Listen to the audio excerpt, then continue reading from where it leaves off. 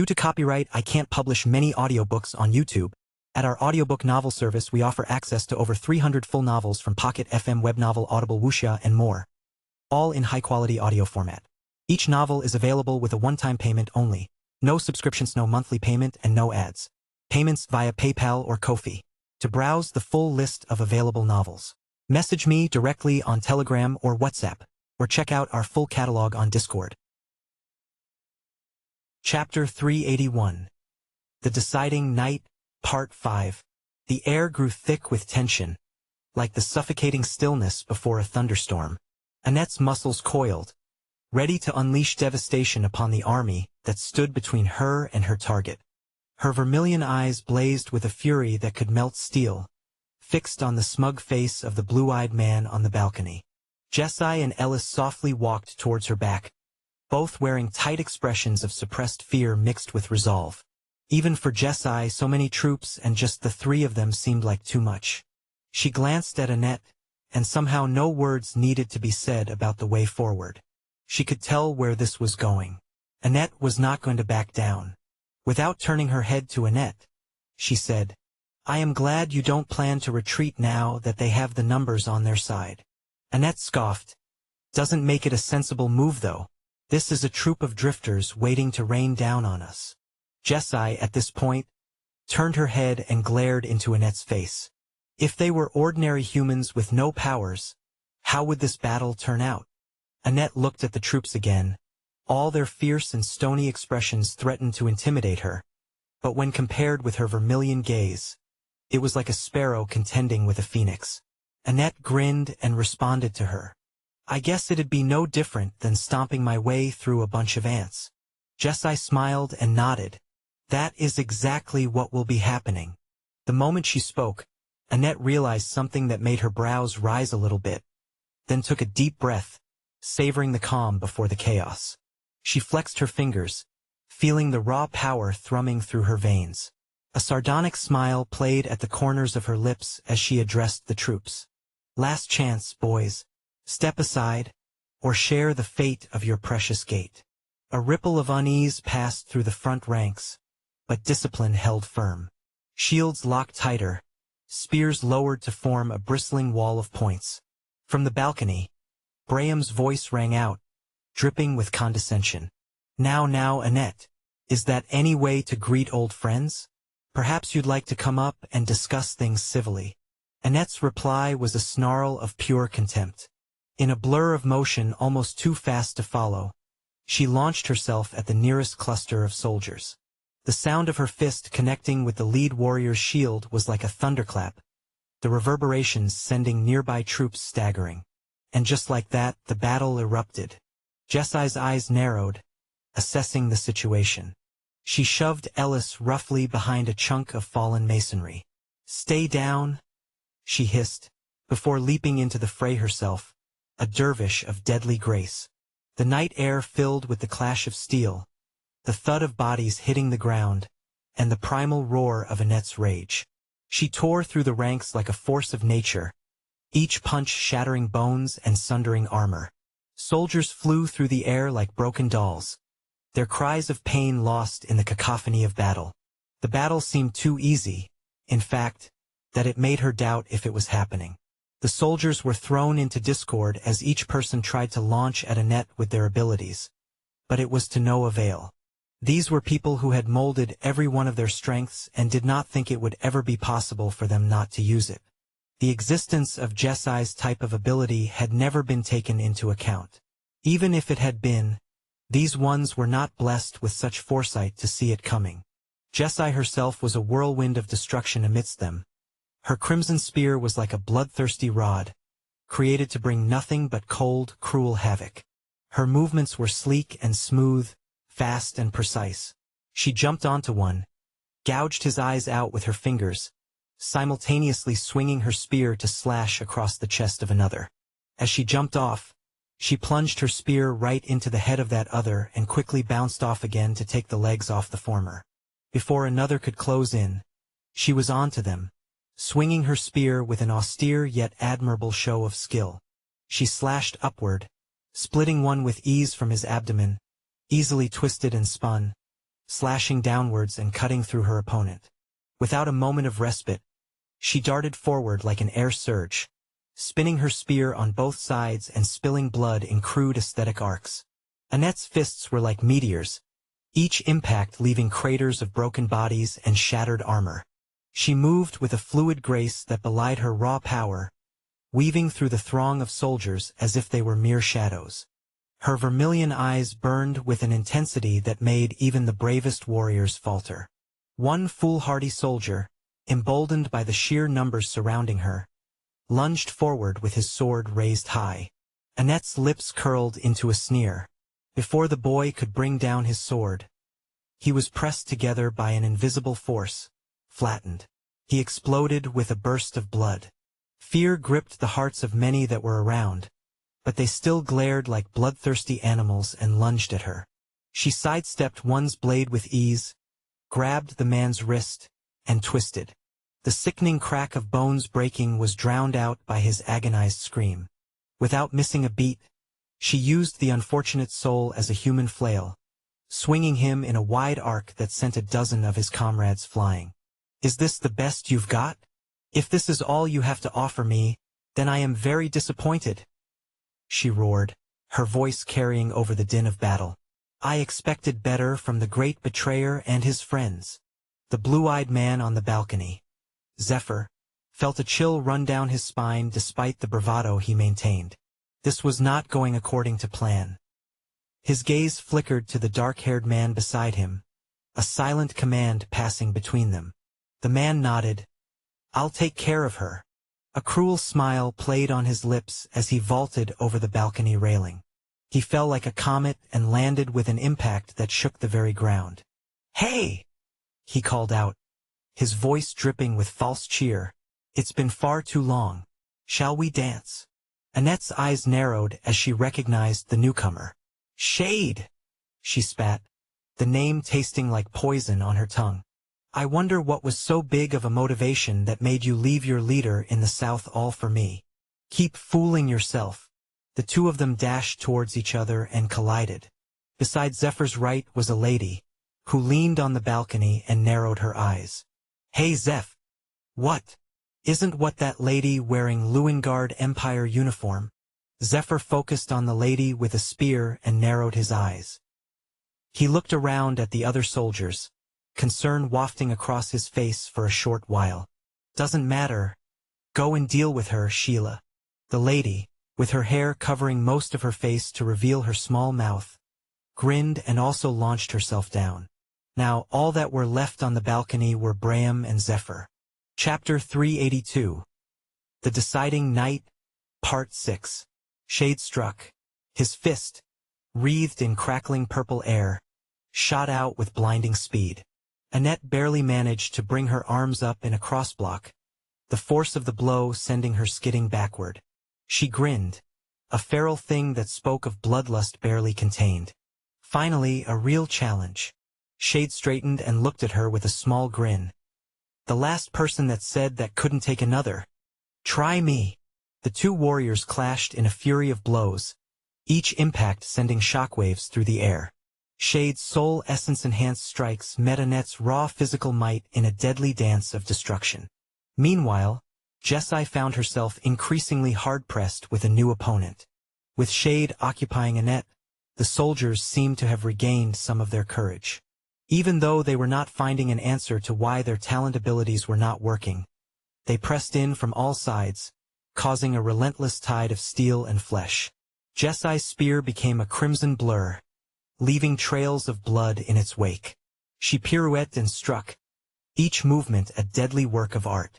But even her inhuman grace, which had its limits, was being evenly matched by her opponent, who had nothing but two curved daggers.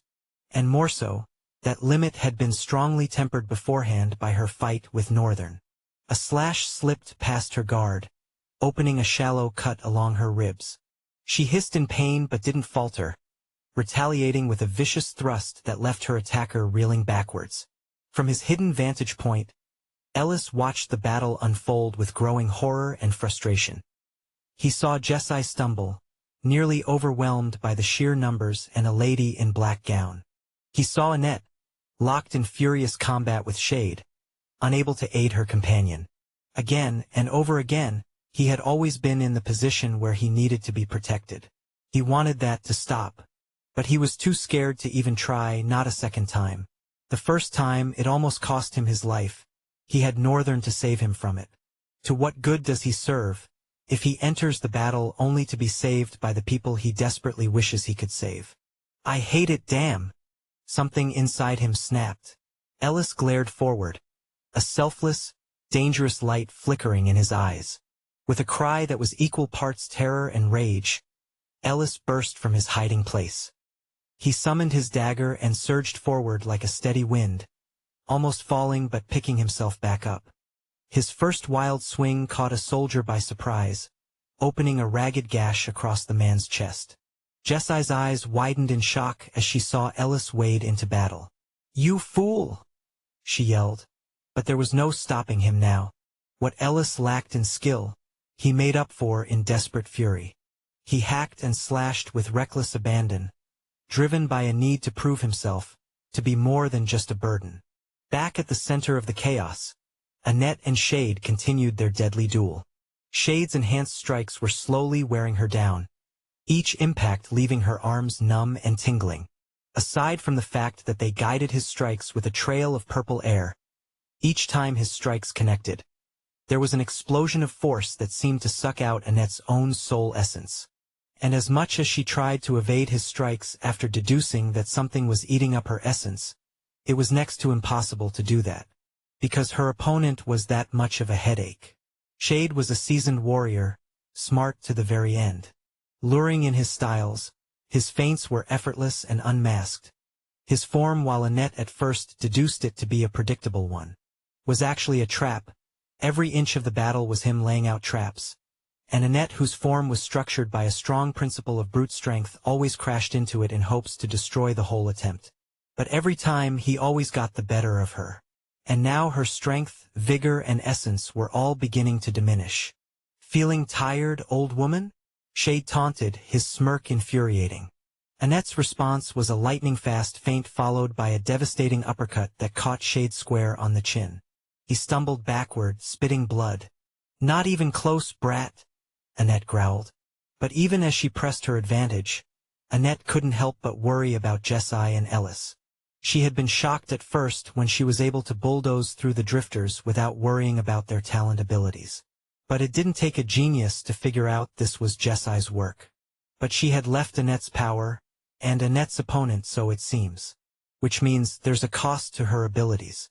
She caught glimpses of Jessai, still holding her own but clearly tiring. And Ellis, her heart clenched as she saw him fighting with more enthusiasm than skill. Shade, sensing her distraction, launched into a flurry of attacks. Purple air crackled around his fists as he rained blows upon Annette. She weathered the storm, but each block sent jolts of pain through her battered arms.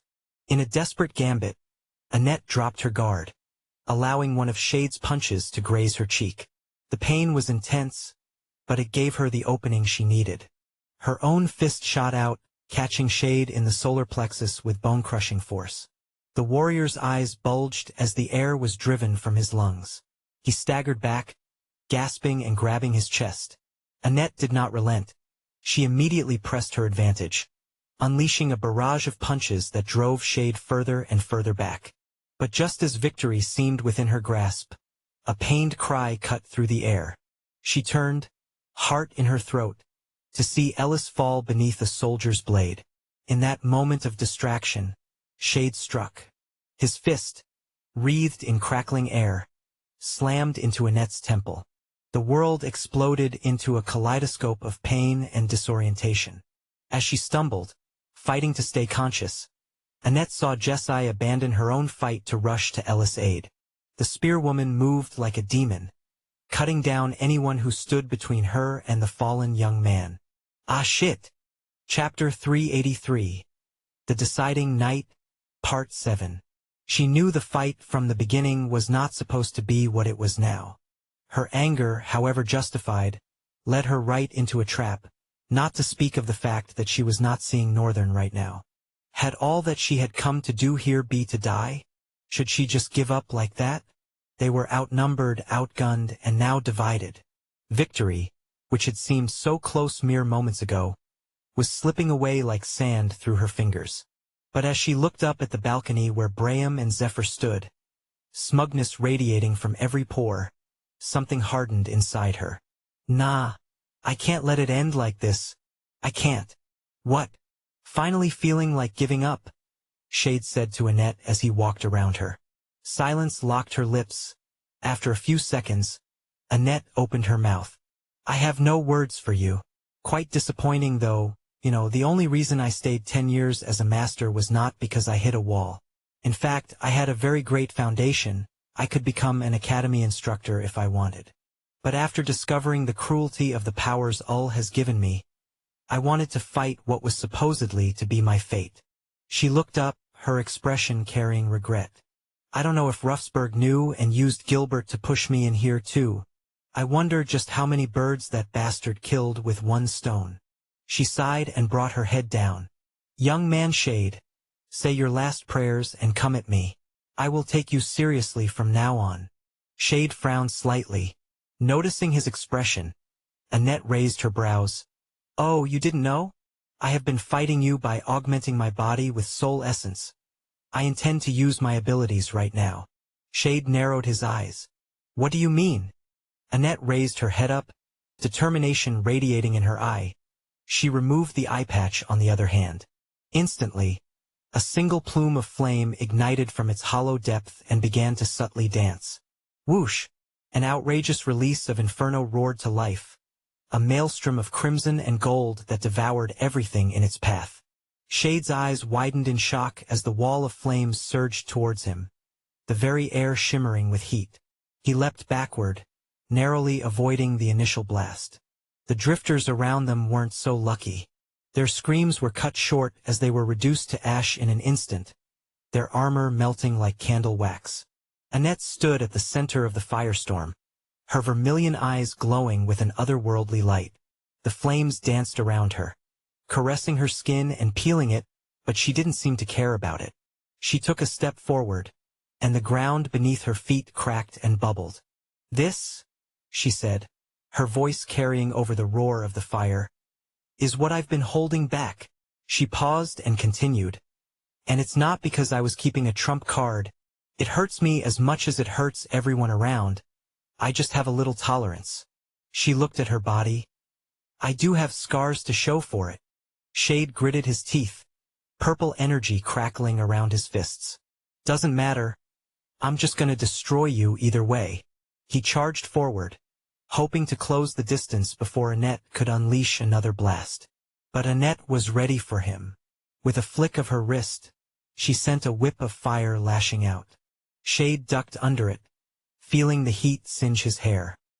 He rolled to the side, only to find another tendril of flame waiting for him. It was like fighting a hydra made of fire. Every time he dodged one attack, two more were there to take its place. The air grew thick with smoke and ash, making it hard to breathe, hard to see. From the balcony, Zephyr watched with growing concern. This wasn't part of the plan. He turned to Braham, his voice tight with urgency. Did you know about her ability? I thought you said all she could do was control an invisible force. I swear that was exactly what it was. Throughout all our raids together, that's what I saw, Braham stuttered. Shut up please. There's a high chance. All she has been using all those times is spiritual release. Braham knitted his brows. Spiritual release is just like a bluff of power. It's a pretense to cut. That has been what its purpose served. But it wouldn't be strange if she had somehow managed to master that bluff and come to an epiphany of how to manifest true spiritual release. And for a mage class, it would be very doable. He frowned and hit the balcony. Damn it! Zephyr turned his eyes to Braham. You better go down there to find a way to deal with this. Braham looked at him with wavering eyes. What do you mean? I can't go down there. Aside from the fact that she is a rank higher than me, she is the worst matchup against my abilities. Vines and branches are definitely not going to win against flames. Or do you want me to die before I can prove to be the asset I am to you guys? Zephyr inhaled deeply and exhaled, then keenly overwatched the battlefield. Then you better pray that just 3 people don't decimate an army of 350 people. Else, proving an asset will be the least of your worries. Braham paused, eyes drifting to the battlefield. Wait, I am going to go down. I might not be able to deal with Annette, but I can deal with either of the remaining 2. Prove to you that I am no slouch. Most especially since your comrade looks like she needs the help. Braham was right. Even though the lady had ganged up on Jessie with several other drifters around, she looked like she was struggling.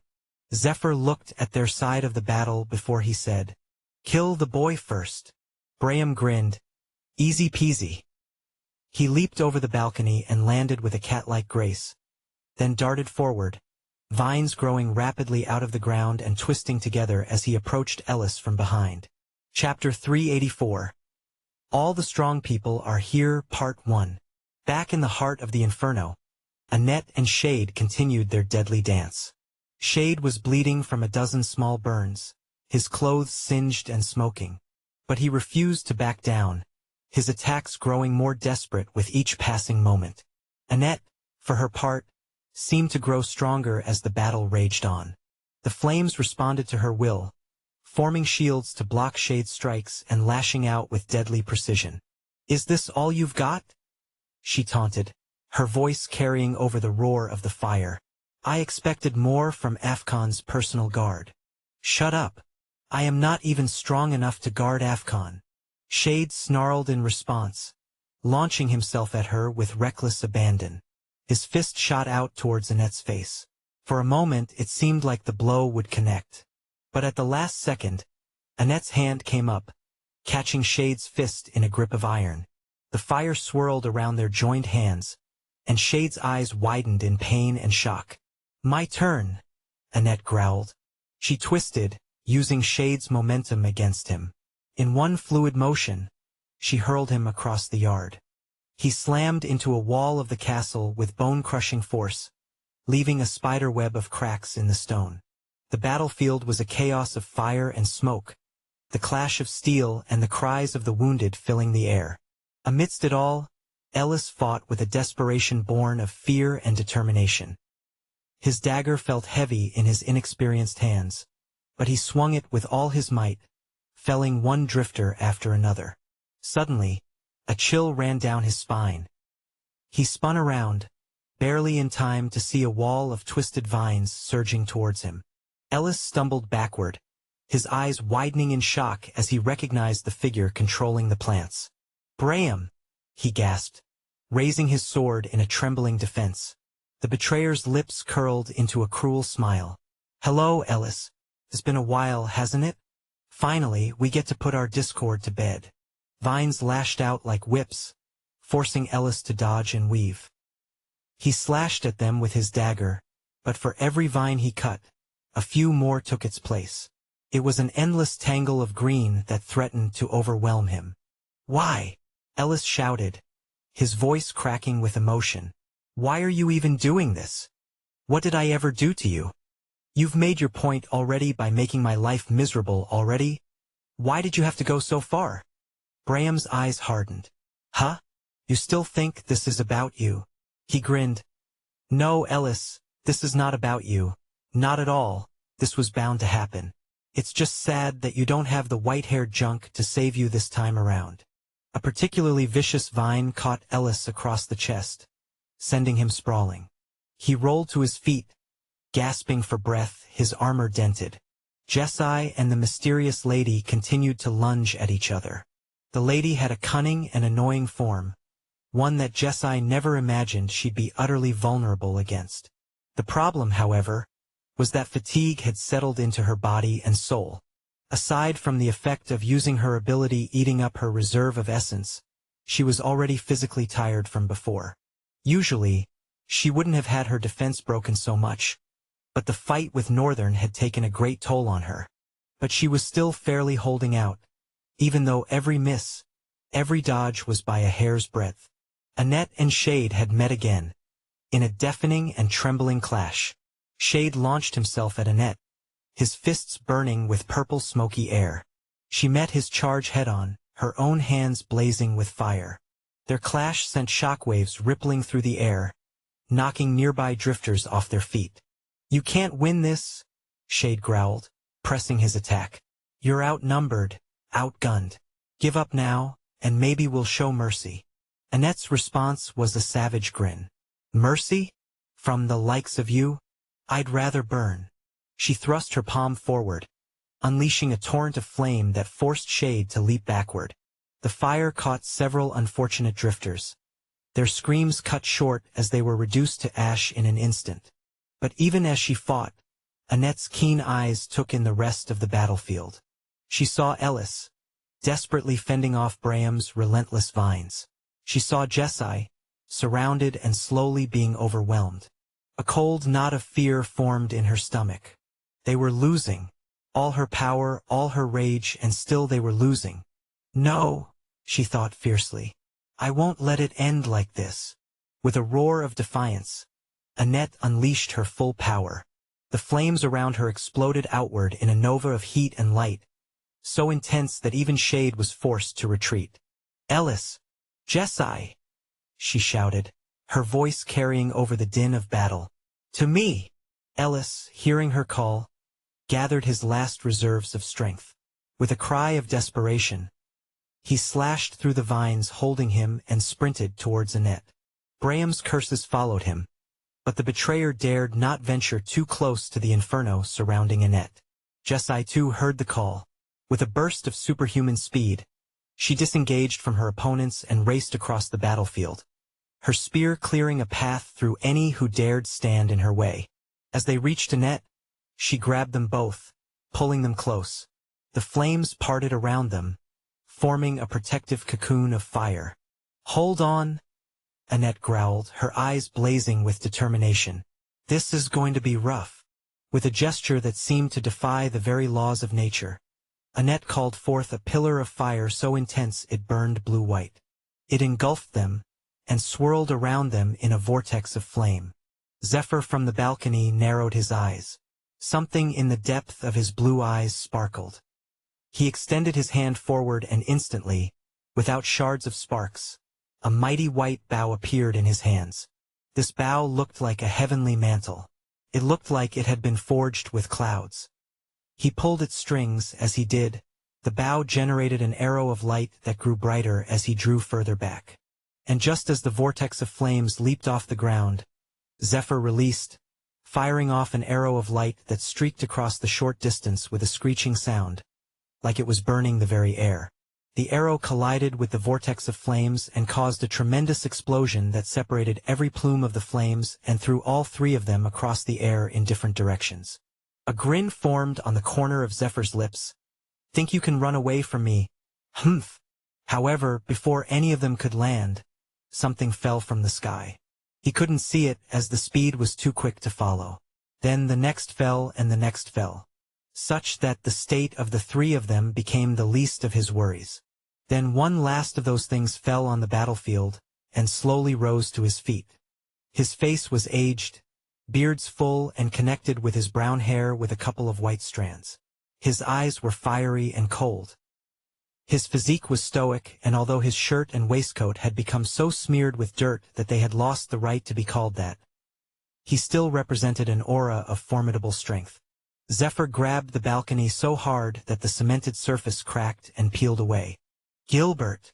Not just him. Zephyr turned his head around. "Helena too? All of the strong people are gathered here." Chapter 385. Impending Doom. The moonlit riverbank trembled, an eerie silence descending upon the battlefield. Northern's azure eyes widened as he witnessed the grotesque transformation unfold before him. The Devastator's massive body, once a writhing mass of tentacles and pulsating flesh, began to contort and reshape itself.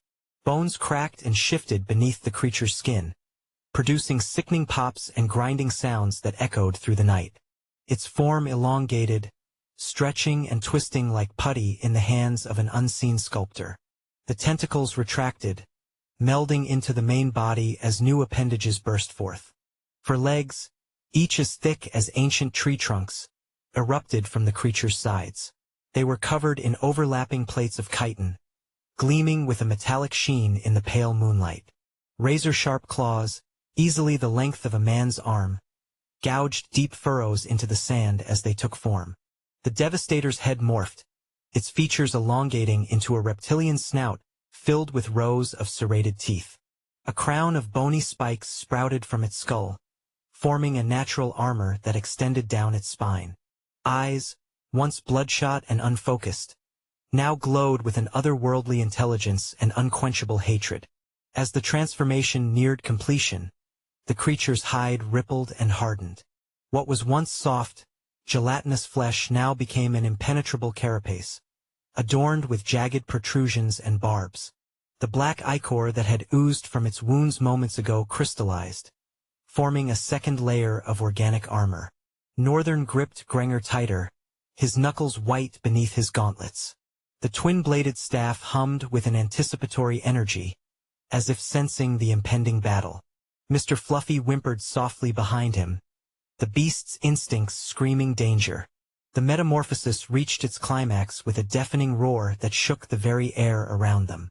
The creature that now stood before Northern was a nightmarish fusion of the Devastator and the Kirathon, a prominent viciousness born of battle and vengeance.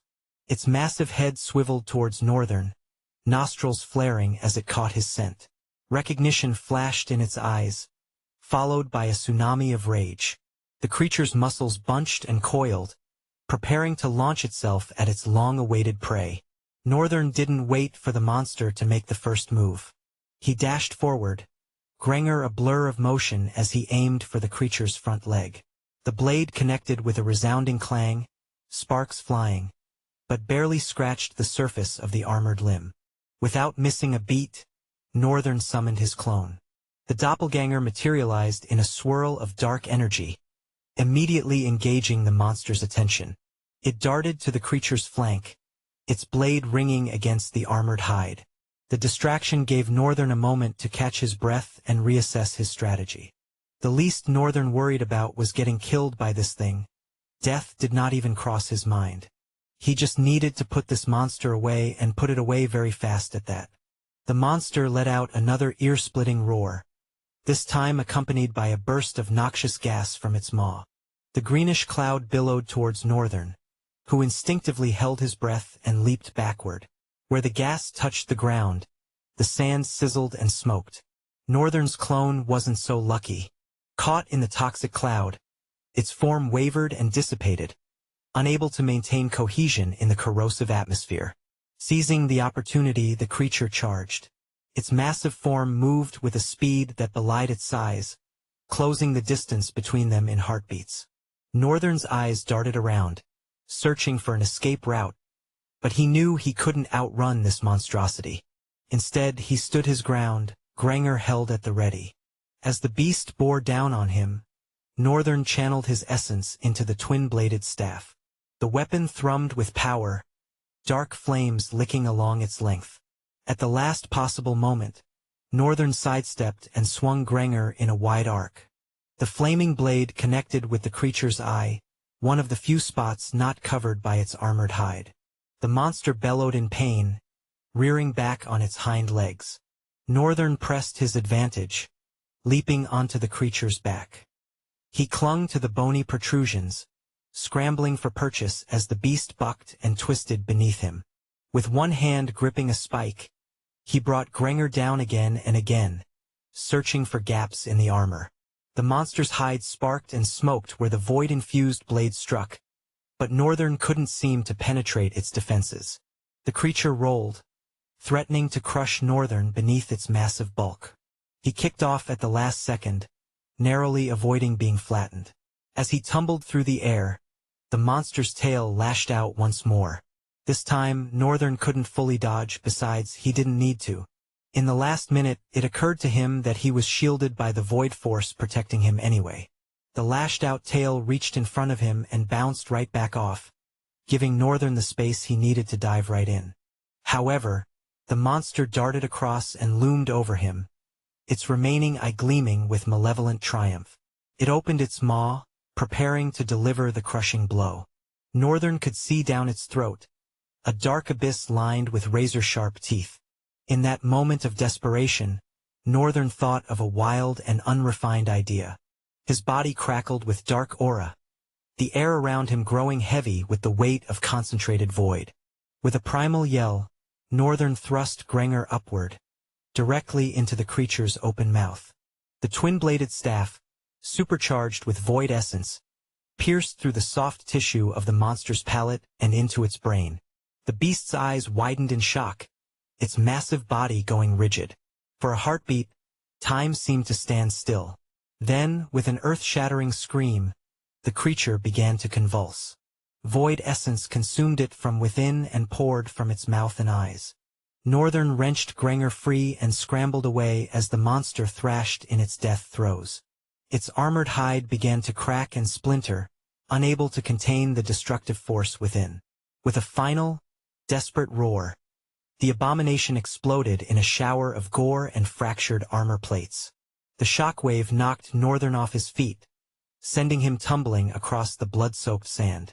When he finally came to a stop, he lay there for a long moment, his chest heaving as he fought to catch his breath.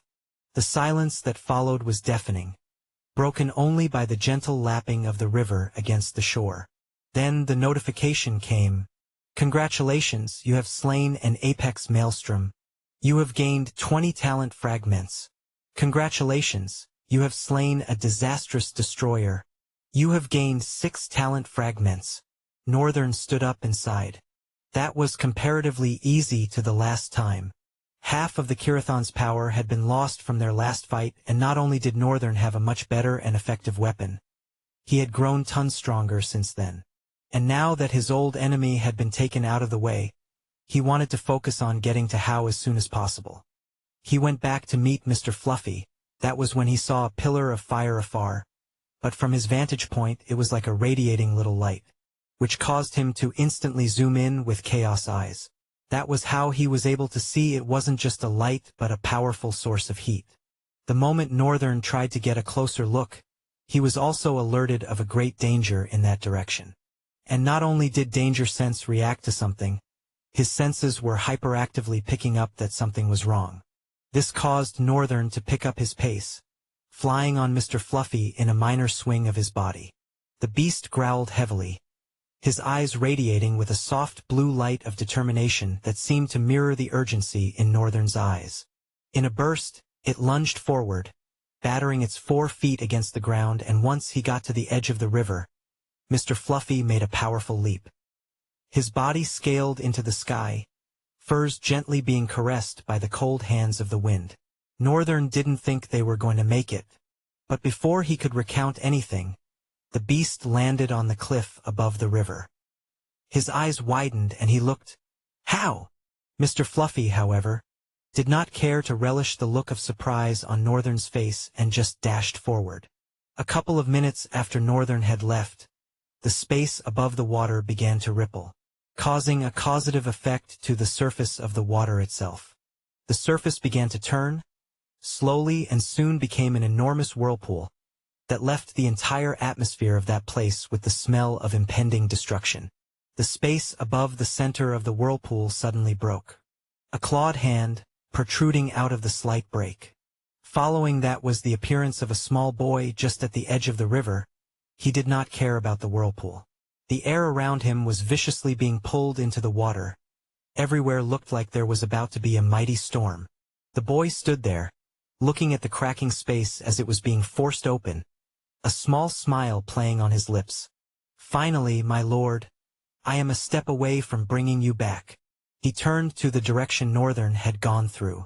Now, all that is left is for this war to take its course and give way to bloodshed, and madness shall eventually reign. Chapter 386. All the Strong People Are Here, Part 2. The battlefield entered a state of momentary pause. The new entries each stood in their own place, surveying their surroundings and, most importantly, observing the man on the balcony.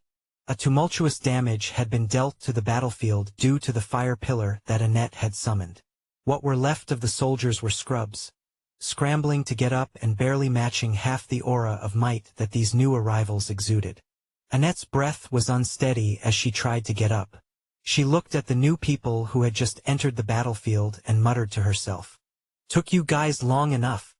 She rested on her knee for a while, then looked to the other side to see more of them again. Some she had expected to be here, and some surprised her.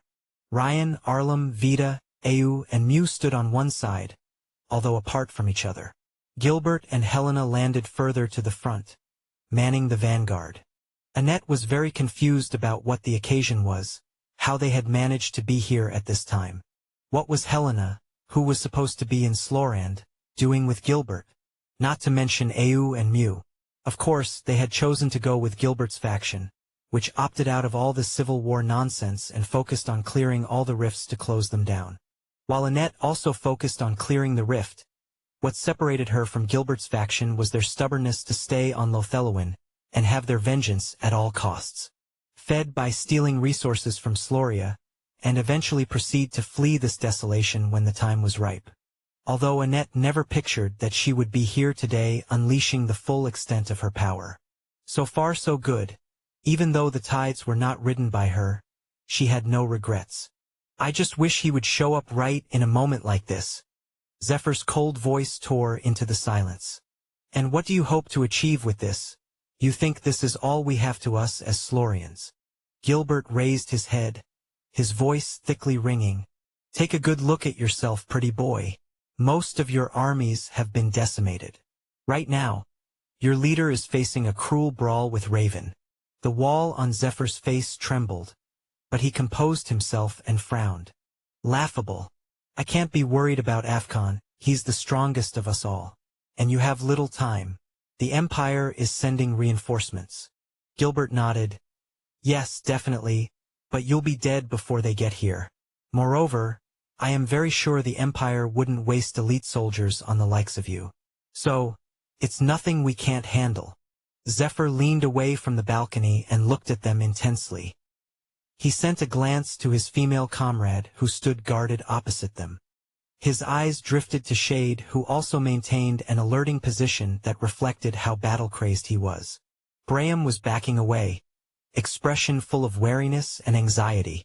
He probably wished he could sink into the ground. Zephyr's eyes glided across the land.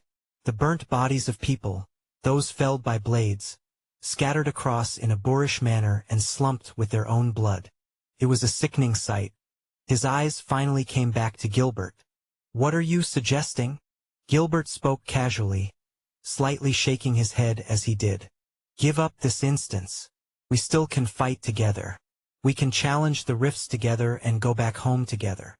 Zephyr slammed his hand on the balcony and shouted, "There is no home, Gilbert." He reined his head back, glaring at them with a sullen expression on his face. His eyes were reddened. "How long will it take for you damned to realize that much?" The breeze of silence swept across for a beat. Then his voice intruded again. "The moment we step foot into that continent, he will have our heads, I tell you." "What makes you so sure?" Gilbert narrowed his eyes. "Is there perhaps something he knows that I don't?" This was not the first time he had worked for Ruffsburg. He hated the man mainly because he was the type to use people without informing them. But he owed him nevertheless enough to walk into hell for him. One thing he also knew was that if Ruffsburg was saying it was for the good of humanity, then it was for the good of humanity. However, Ruffsburg's means to an end is always very questionable. And Gilbert had found himself always asking the question, does the end justify the means? A difficult question he had not been able to get an answer to. If there was a chance that Ruffsburg was playing something else, he wanted to find out and have his own plan. This time he was going to double-cross the damned man, and pay him off once and for all. Zephyr did not respond, however. There was a hint of hesitation in his eyes. He exhaled softly and leaned away from the table. His face slowly became stern, determination flaming up in his eyes. "We were given only one command, to bring your damn stronghold to ruin and capture the two monsters that you people have tamed. And that is exactly what is going to happen." He picked up the bow that was leaned against the lower wall of the balcony and raised it into the sky, drawing its string back strongly. There was no arrow of light within the bow this time around, but he still drew back fiercely, pointing it to the sky. Then he said, "Face your deaths. Heavenly judgment." He released the string. An ear-splitting scream soared into the sky, splitting the dark clouds. A beat following that, the cloud began to get bright, as if light was forcing its way through the night. Gilbert shouted, "Take cover!" Immediately he shouted, every person for himself used their different skills to shield themselves. Those that weren't able to shield themselves darted away from open air as arrows of light began to fall from the sky like rain. As the arrows touched the ground, they melted into it, burrowing a small hole. They would probably burrow into whoever they managed to touch. Amidst the chaos was Ellis, unprotected and running away for his life whichever way he could. Every miss was by a hair's breadth and an evidence of luck, but his luck eventually ran out when he tripped on a vine and fell. His eyes drifted towards Braham, who was grinning viciously at him from inside a cocoon of vines. Ellis' face contorted with dread, but he quickly regained himself and struggled to stand up, which was for some strange reason very difficult. Something was holding his leg down. He looked back to see a vine twisted around his ankle, holding him down. And another downpour of arrows was coming. His eyes got teary as he cursed Braham with all his heart. He closed his eyes as the particular arrow falling his direction got closer. However, long seconds after, he still was alive. So slowly he opened his eyes, and saw a powerful creature with 4 arms and 4 eyes, looming above him. Night Terror looked different from before, his body like dark silvery carapace armor. His eyes burned with furious red light that danced with flares. The creature patted Ellis' head and turned away from him, towards Zephyr, and leaped. Chapter 387. Disaster Upon Us. In a blink, Night Terror was on the balcony, crouched, with his lower arms gripping the edge, claws delving into it. Zephyr backed away hurriedly, falling on his butt. His expression became horrified, and he felt strength leave his legs, just as chills ran through his spine. What is that speed? Why has it changed so much?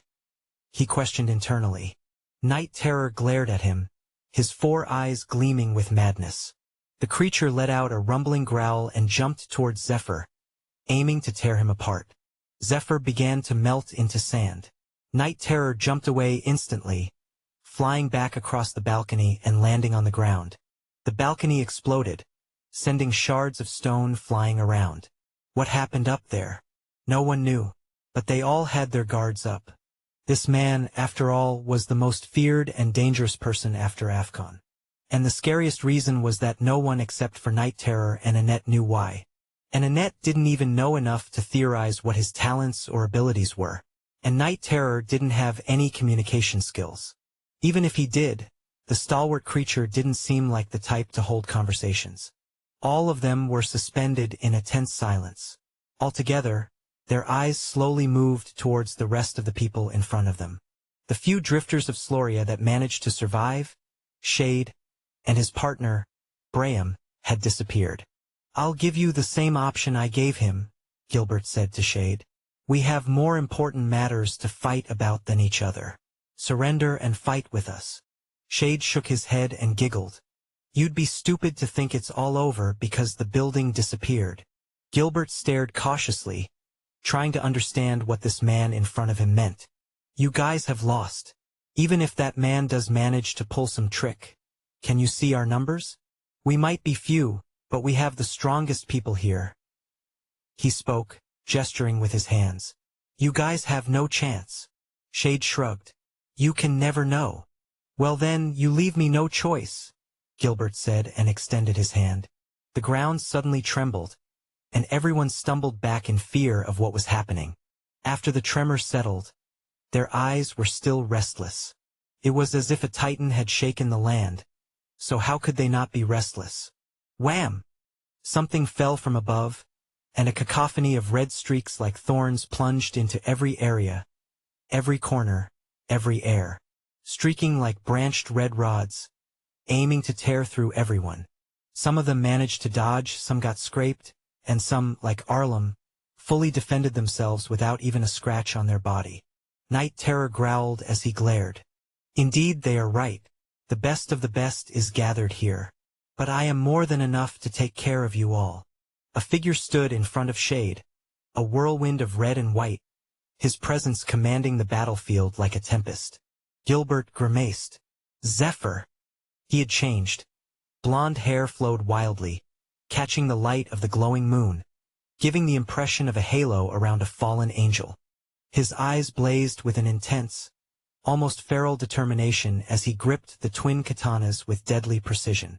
His attire was a stark contrast of colors. A long, flowing red scarf wrapped around his neck and shoulders, serving as the source of the red branches that pierced through everyone all at once and retracted instantly into a normal scarf. He donned white hakama stained with the blood of countless battles. Intricate black armor adorned his arms, offering both protection and an aura of dark elegance. He placed both katanas on his shoulders and looked at Night Terror. You want to do this again? Let's go. He shot forward, dancing across all of them, the red scarf trailing behind him. Night Terror met him in a deafening clash, the air resonating with the sound of metal against metal. After that, everything became blurry for everyone around to see, but what spoke of their battles was the disaster that was wrought in their surroundings. Streaks of red, white, and black flew across the landscape. As the battle between Zephyr and Night Terror intensified, the others could only watch in awe and trepidation. The landscape around them transformed into a chaotic canvas of destruction, with flashes of red, white, and black streaking across their vision. Zephyr's red scarf whipped through the air like living tendrils, lashing out at Night Terror with deadly precision. The creature's shadowy form twisted and contorted, narrowly avoiding each strike. Their movements were so swift that they appeared as mere blurs to the onlookers. Night Terror's claws raked through the air, leaving trails of dark flames in their wake. Zephyr's twin katanas sang as they sliced through the night, parrying and countering with inhuman speed. The clash of their weapons echoed across the battlefield, a cacophony of violence that sent shivers down the spines of all who witnessed it. The ground beneath their feet cracked and splintered with each impact. Rocks were shattered, and the very air seemed to vibrate with the intensity of their conflict. It was as if two forces of nature had collided, each determined to overcome the other. Gilbert and the others found themselves backing away, seeking shelter from the devastation. Arlem raised a protective barrier around some of the members of their group, his face etched with concern. "This is beyond anything I've ever seen," Arlem muttered, his eyes wide with disbelief. Shade watched the battle with a mixture of fascination and fear, realizing that perhaps he had underestimated the situation. Even though he knew Zephyr was, beyond any doubt, very strong, this raw power on display was far beyond what he had anticipated. Annette turned away from the battle and looked up to the sky. Something was strange. Helena also looked up. "Oh, damn! It's happening," she muttered. Annette, not far from her, asked, "Happening? What is happening?" Helena summoned her black staff and slowly marched towards Annette. "I'm here on behalf of Terence. I am also the one who convinced Gilbert and his people to come with me, while Terence convinced your people." She paused and looked up. "The reason we have come here is because of that." Annette also looked up. The sky was rippling, and slowly, a crack began to run across the clouds. She scowled and ground her teeth angrily. What the hell is that? Is that a rift? At a time like this?" Helena shook her head. "No. That's not just any rift. It's a rift that is shattering. Which means we are about to be bamboozled with an avalanche of monsters." Chapter 388. Reign of Disaster Part 1. Mr. Fluffy galloped forward fiercely, cutting through every corner with blurring speed. He jumped over fallen pillars and broken edifices. He continued forward with the fierceness of an impregnable metallic wall. All four legs punched against the ground with incredible power. Northern, above the pristine beast, leaned forward, his eyes focused to the front, radiating a soft blue light. Suddenly, Mr. Fluffy came to an abrupt halt, swiftly shifting to the side and drifting forward, creating enough friction to reduce his incredible speed. Northern frowned and asked, "What's wrong?" The beast released a low growl and raised its head. Northern narrowed his eyes, following Mr. Fluffy's line of sight. His eyes widened. The sky was breaking like glass. He looked forward. From his vantage point, it was possible to see the ruined castle. It was much worse in that area. Not only was the sky breaking, but monsters were flying out of it. Another part of the sky towards his back also began to break. Northern opened his mouth a little, but no words came out. What is going on? Rifts? Not just one, not two, but three, all in the same area. He jumped from Mr. Fluffy and kept his gaze upward, watching as the rift shattered into shards of glass that dissolved into the air like sparkles. Like a horde of bees, monsters began to fly out. Some fell, some flew, filling the air with dreadfulness, painting the night even darker. Northern opened his hands, black sparks igniting within them, and began to weave a rod into his grip. As Granger fully materialized, he plunged forward and met the first monster, a vicious, furless, bipedal monstrosity with a jagged row of teeth and one eye. Northern twirled the twin-bladed staff upward and slashed across the monster's torso to its shoulders. He spun the weapon in the air and brought it down upon the other shoulder, tearing its hide downward in a spill of green gore. Northern took no moment of respite and dashed towards his next target. Mr. Fluffy also engaged in a feral show of dominance, pouncing upon every monster and viciously ripping them apart with his powerful fangs. The beast did not care about the blood that stained his pristine fur and dove into battle with carnal ferocity. Monsters clouded the dark sky, the majority of them sky-dominant creatures, flying across the air, screeching and plunging into the only opposition in their path. Regardless, Northern was handling things well. His speed increased with time.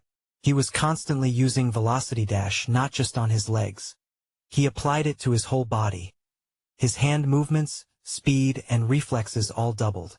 This made dealing fatal blows to the monsters much easier before they saw it coming. His proficiency with Granger was getting amazingly better. The way he exchanged the twin-bladed staff between his hands while twirling it.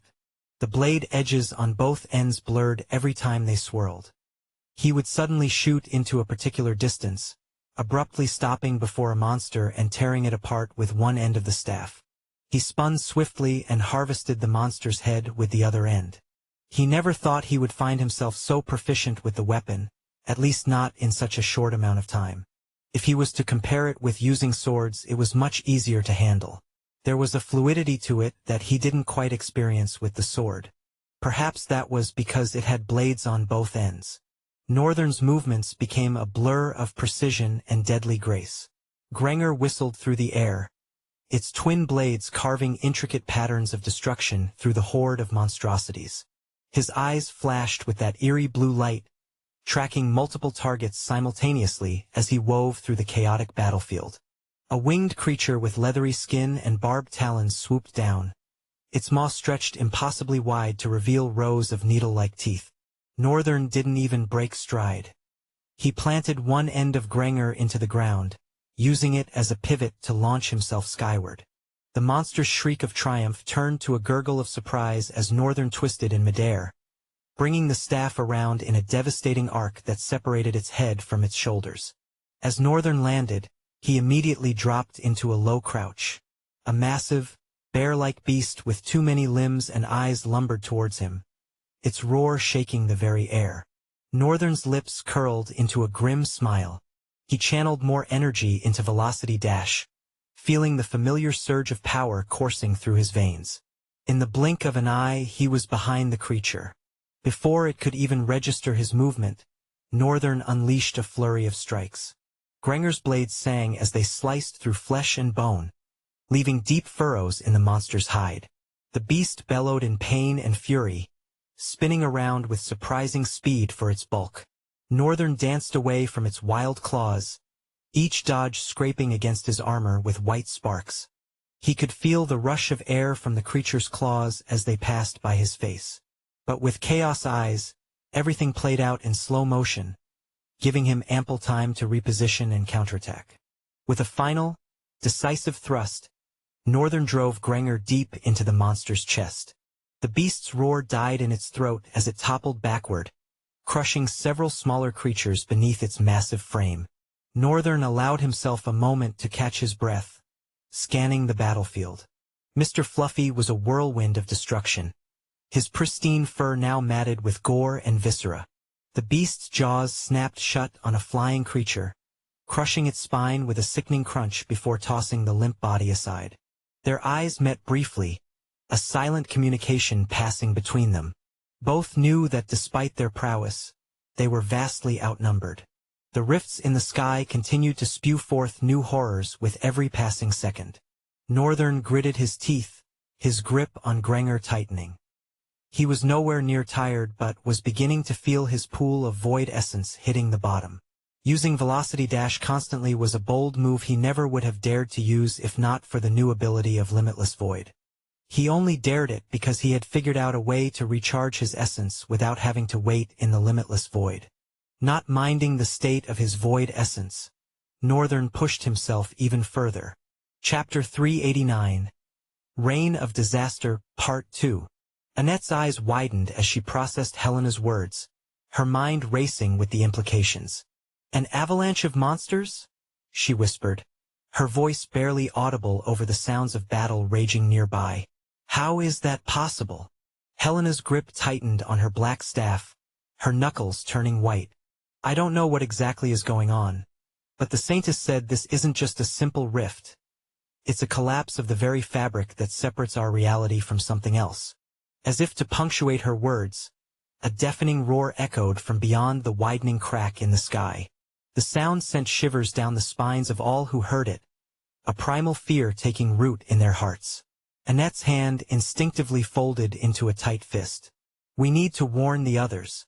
If what you're saying is true, we're about to face a threat far greater than our current squabbles. Helena nodded grimly. Of course, why do you think we are all here? But first, we need to stop those two, she said, glaring towards the blurred forms of Zephyr and Night Terror, still locked in their titanic struggle.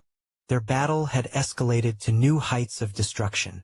Zephyr's red scarf had grown to monstrous proportions, lashing out like a living creature, each tendril capable of cleaving through stone and metal alike. Night Terror's form seemed to absorb the very light around it, his 4 eyes gleaming with an otherworldly hunger. The landscape around them had been transformed into a nightmarish wasteland. Craters pockmarked the ground, and the air was thick with dust and debris. The other combatants had long since retreated to a safer distance, their own conflicts forgotten in the face of this display of raw power. Gilbert, his face etched with concern, approached Annette and Helena. We need to put a stop to this madness, he said, his voice hoarse. If they continue like this, there won't be anything left to defend when those things arrive. I can't even guarantee our own safety. Annette threw a displeased frown at Gilbert, but looked away and nodded, her mind racing to formulate a plan. Right now, the only person capable of commanding that monster is still its master. Then shouldn't we find Ellis? Annette raised a brow. What for? To stop his monster. He has always had something to do with this monster. Anyone would have figured that it's his. Plus, his weakness in combat and having a strong monster to make up for it says a lot. Annette blinked at him for a couple of heartbeats and smiled in grim satisfaction before she said, No headmaster. You have it wrong. Ellis is not the master of this terror. In fact, it is with Ellis based on the order of its master. Sage Gilbert looked intensely at Annette. Then will you enlighten me, Annette? Oh, I wish I could be trapped in a loop of this moment. Annette reasoned in her head as she opened her mouth to speak to Gilbert. Who else? She said with a shrug. It's Northern, of course. Gilbert's eyes widened, his pupils trembling. What? What do you mean? Helena, by the way, hearing Northern's name in the conversation, also freaked out but with more composure. She shifted her focus to the pitch-black monster fighting on equal grounds with Zephyr, whom she felt could beat the crap out of her, despite both of them being sages. Then looked back at Annette. But the fiery lady's focus at the moment was not on Helena. That can't be. It makes no sense. Annette grinned even wider. He can't be that strong? It goes against the plan. The old man frowned. What are you saying? Annette's face contorted with seriousness. You know what? Maybe it's time to have this conversation. What exactly did that damn principal send us here to do? Annette, be careful of what you say, Gilbert growled. Helena looked at both of them for a short while and sighed. I am very interested in this topic and to see how it plays out. But there's a looming disaster of monsters upon our heads. We need to act fast. As she spoke, the sky above them gave an ominous groan. The crack had widened significantly, and through it, they could see glimpses of a dark realm. Strange, writhing shapes moved in the inky blackness, their forms defying comprehension. Arlem, his protective barrier still holding strong around the group, looked up and stared, stunned by the horror of the creature that was descending from the shattered rift. Helena took a deep breath, steeling herself. I have an idea, but it's risky. I can use my ability to create a temporary barrier to separate Zephyr and Night Terror. It won't hold for long, but it might give us enough time to explain the situation to Zephyr. Gilbert's eyes narrowed. And what if he decides to turn on us and run away the moment you drop the barrier? Then we'll deal with that when it comes, Annette interjected. Right now, we don't have a choice. Helena, do it. Helena nodded, raising her staff high. The air around her began to crackle with energy, her hair whipping around her face as she channeled her power. With a cry, she brought her staff down, slamming it into the ground and called, Prismic Space. A dome of shimmering energy erupted from the point of impact, expanding rapidly outward. It engulfed Zephyr and Night Terror in a matter of seconds, separating them from their destructive dance. The sudden appearance of the barrier caught both combatants off guard. Zephyr's scarf retracted, coiling around him like a protective serpent. Night Terror's shadowy form solidified, his 4 eyes darting around in confusion. What is the meaning of this? Zephyr's voice boomed, his eyes blazing with barely contained fury. Night Terror let out a low, menacing growl, his claws scraping against the inside of the barrier. Annette stepped forward, but Helena stopped her in her tracks and said, I think it's best I speak to Zephyr. Annette nodded and stepped back, allowing Helena to walk forward with her hands raised in a placating gesture as Zephyr sneered. You traitor. Calm down. I am not here to pick broken bones with you. We need you to listen. She looked up. As you can see, there's a rift above us, and it's only a matter of seconds before that creature struggling to get out falls. She glared at him. If we want to survive this, we have to fight together. Zephyr's eyes narrowed, his grip on his twin katanas tightening. And what makes you think, Helena, under any circumstances will I be willing to fight with you? Because you are not Afghan, she responded and paused. Then she continued. You know when to put aside personal grudges and prioritize survival. Right now is one of those times. Zephyr breathed and looked at Night Terror. And that monster? How are you sure it won't come at me the moment this barrier of yours goes down? Helena looked back at Annette, who was walking towards Night Terror. It won't. Zephyr grimaced. How can you be so sure about that? It's a savage monster. Helena shrugged. I know because I know its master. We are friends. Chapter 390. The beginning of the end. Are you insane? What are you even saying? Watch, Zephyr. Helena interrupted him. Zephyr turned towards Night Terror. Annette stood in front of the monster with Ellis too, who did the talking. He said, Sir Night Terror, I know you have been busy protecting me, and this guy really pissed you off. But please, can you let go of your grudge and protect all of us today? He bowed. Night Terror let out a low growl and exhaled almost like a sigh.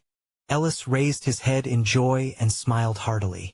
Thank you so much, Sir Night Terror. Annette turned her head to Helena and nodded. There, you have it. Zephyr was still looking towards the monster, his expression puzzled at what just happened. It really is a monster that understands communication. The realization made him want to fight Night Terror more. Moreover, the monster had grown tremendously since their last fight. He wanted to brawl all the way. But Helena was right. He raised his head. I guess surviving comes first. Then he looked at her. Drop your damned barrier. In that instance, the sky above them gave another ominous groan. The crack had widened to a gaping maw, and through it, they could now clearly see the writhing forms of countless monstrosities. Night Terror's attention was drawn upward, his 4 eyes widening in what could only be described as recognition. He let out a series of low, guttural sounds, his body tensing as if preparing for battle. Zephyr, following Night Terror's gaze, cursed under his breath. I've seen rifts before, but nothing like this. What's causing it? Helena stepped forward, her staff still thrumming with energy as she maintained the barrier. We are not entirely sure, but we think something or someone is forcing rifts open and intentionally collapsing a certain barrier. What? That makes no sense. You can't force open a rift. Helena shrugged. Yeah, well, that's what we have, and we only have this information thanks to the Saintess premonition. Zephyr glanced at Helena and stared at the monsters. As if on cue, the first of the creatures began to slip through the widening crack. It was a massive, serpentine thing, its body covered in iridescent scales that seemed to shift and change color with each movement. Multiple heads, each adorned with razor-sharp teeth, snapped and snarled as it descended toward the ground. By the sacred constellations, Gilbert breathed, his face pale. What manner of abomination is that? More creatures followed, each more horrifying than the last. Winged monsters with too many eyes, amorphous blobs that seemed to devour the very air around them, skeletal monstrosities that clicked and clattered as they moved. It was as if every nightmare had been given form and unleashed upon their world. Zephyr's expression hardened, his earlier rage replaced by grim determination. Drop the barrier, he commanded. We need to form a defensive line now. Helena hesitated for a moment, looking to Annette for confirmation. At her nod, Helena lowered her staff, dispelling the energy dome. Night Terror immediately sprang into action, his shadowy form expanding outward, creating a dark mist that obscured the area around them. Within the mist, his 4 eyes glowed like beacons, scanning the sky for incoming threats. Zephyr's red scarf unfurled once more, but this time, instead of lashing out at those around him, it spread wide, creating a canopy of crimson tendrils above their heads. This should slow them down, he growled. But we need a plan. Annette quickly took charge, her tactical mind racing. Gilbert, gather your strongest fighters. We need a front line to engage these creatures head-on. Arlem, can you maintain a protective barrier around our more vulnerable members? Arlem nodded, sweat beading on his brow, as he expanded his barrier to encompass a larger area. I can hold it for a while, but not indefinitely. We need to find a way to close that rift. We would have to enter that thing, wouldn't we? Helena asked, hesitation dripping in her tone. Even I don't know what exactly we are going to do. What I do know is that we need to fight those monsters. As Annette responded, her fist ignited with a flare of flames that extended to her hands and danced like a cloth moving to the tune of the wind. She looked at all the others. This might be the beginning of the end, so don't die, guys. Her feet suddenly ignited with a torrent of flames that sent her flying into the air. She collided with the serpentine beast in an explosion of flames that covered the air for a while, preventing anyone from seeing what was going on. Others didn't need to be spectators. Annette boldly flying into the disaster descending upon them had served as enough motivation that they could push through this. All of them began to arm themselves with their items and talents. And as some monsters dropped, they launched themselves like savage beasts and slashed at the creatures with determination and ferocity. Their faces, their cries, as they took swings at the monsters, blocked themselves from attacks, bashed through the line of the monsters, and plunged their weapons into them. There was a sudden crash that shook the entire ground. The serpentine creature had taken a huge fall. Annette dashed towards it, flames propelling her legs. She collided into the monster again and began to batter its form, her fist clothed by searing hot flames that burned even her own skin. The serpentine creature managed to move despite her turbulent onslaught. Its multiple heads struck out in different directions, making it nearly impossible to approach. One of Gilbert's men, a burly warrior wielding a massive axe, managed to sever one of the heads, only for two more to grow in its place. The battlefield was chaos incarnate. The sky, once a comforting expanse of blue, now churned with darkness as more monstrosities poured through the widening rift. The air filled with the cacophony of battle cries, monstrous roars, and the clash of steel against otherworldly flesh. Zephyr's crimson scarf danced through the air like a living thing, lashing out at airborne creatures and pulling them to the ground where they could be dispatched. His eyes blazed with an intensity that matched the ferocity of his attacks. Each movement was precise, honed by years of combat, yet there was a wildness to his strikes that spoke of desperation. Night Terror moved like a living shadow, his form constantly shifting and reforming as he engaged multiple enemies at once. His four eyes glowed with an eerie light, and wherever his darkness touched, monsters withered and crumbled. Yet even the powerful entity seemed to be straining against the endless tide of horrors. Helena stood at the center of the maelstrom, her staff a blur of motion as she spun and lashed out attacks at her opponents. Black bolts arced from her rod, slamming into creatures and leaving smoldering craters in their wake. Sweat poured down her face, her teeth gritted in concentration. Annette, still locked in combat with the hydra-like serpent, managed to glance upward at the swirling vortex above them. Her flames had scorched large swaths of the creature's scales, but for every injury she inflicted, it seemed to grow stronger and more enraged. Gilbert, his armor dented and splattered with ichor from a dozen different beasts, fought his way to Zephyr's side. "We need to get into the rift, find its guardian, and close it from within." Zephyr's eyes narrowed as he considered the proposal. It was risky, borderline suicidal. So much was pouring out of the rift. How much more was inside, waiting their turn to fly out? But they were rapidly running out of options. Chapter 391. Tempest Fury Part 1. Northern endlessly drove his weapon through the horde of monsters, cleaving and tearing their skin apart in a vicious spray of blood. His form was unstoppable, sometimes almost writhing, irregular in its pattern of movements, and dealing with every monster with an equal level of ferocity they matched him with. A piercing screech drew his attention upward. A massive, serpentine creature was descending from the rift, its scales glinting like polished obsidian in the dim light. Multiple heads writhed at the end of long, sinuous necks, each sporting a crown of wickedly sharp horns. "Mr. Fluffy," Northern called out, gesturing towards the new threat. The beast needed no further prompting.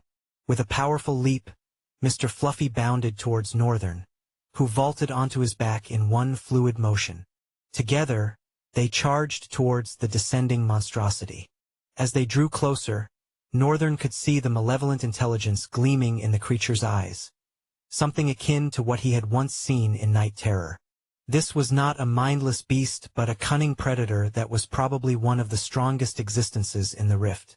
The hydra-like monster lashed out with two of its heads, fangs dripping with caustic venom. Mr. Fluffy dodged with preternatural agility, weaving between the strikes.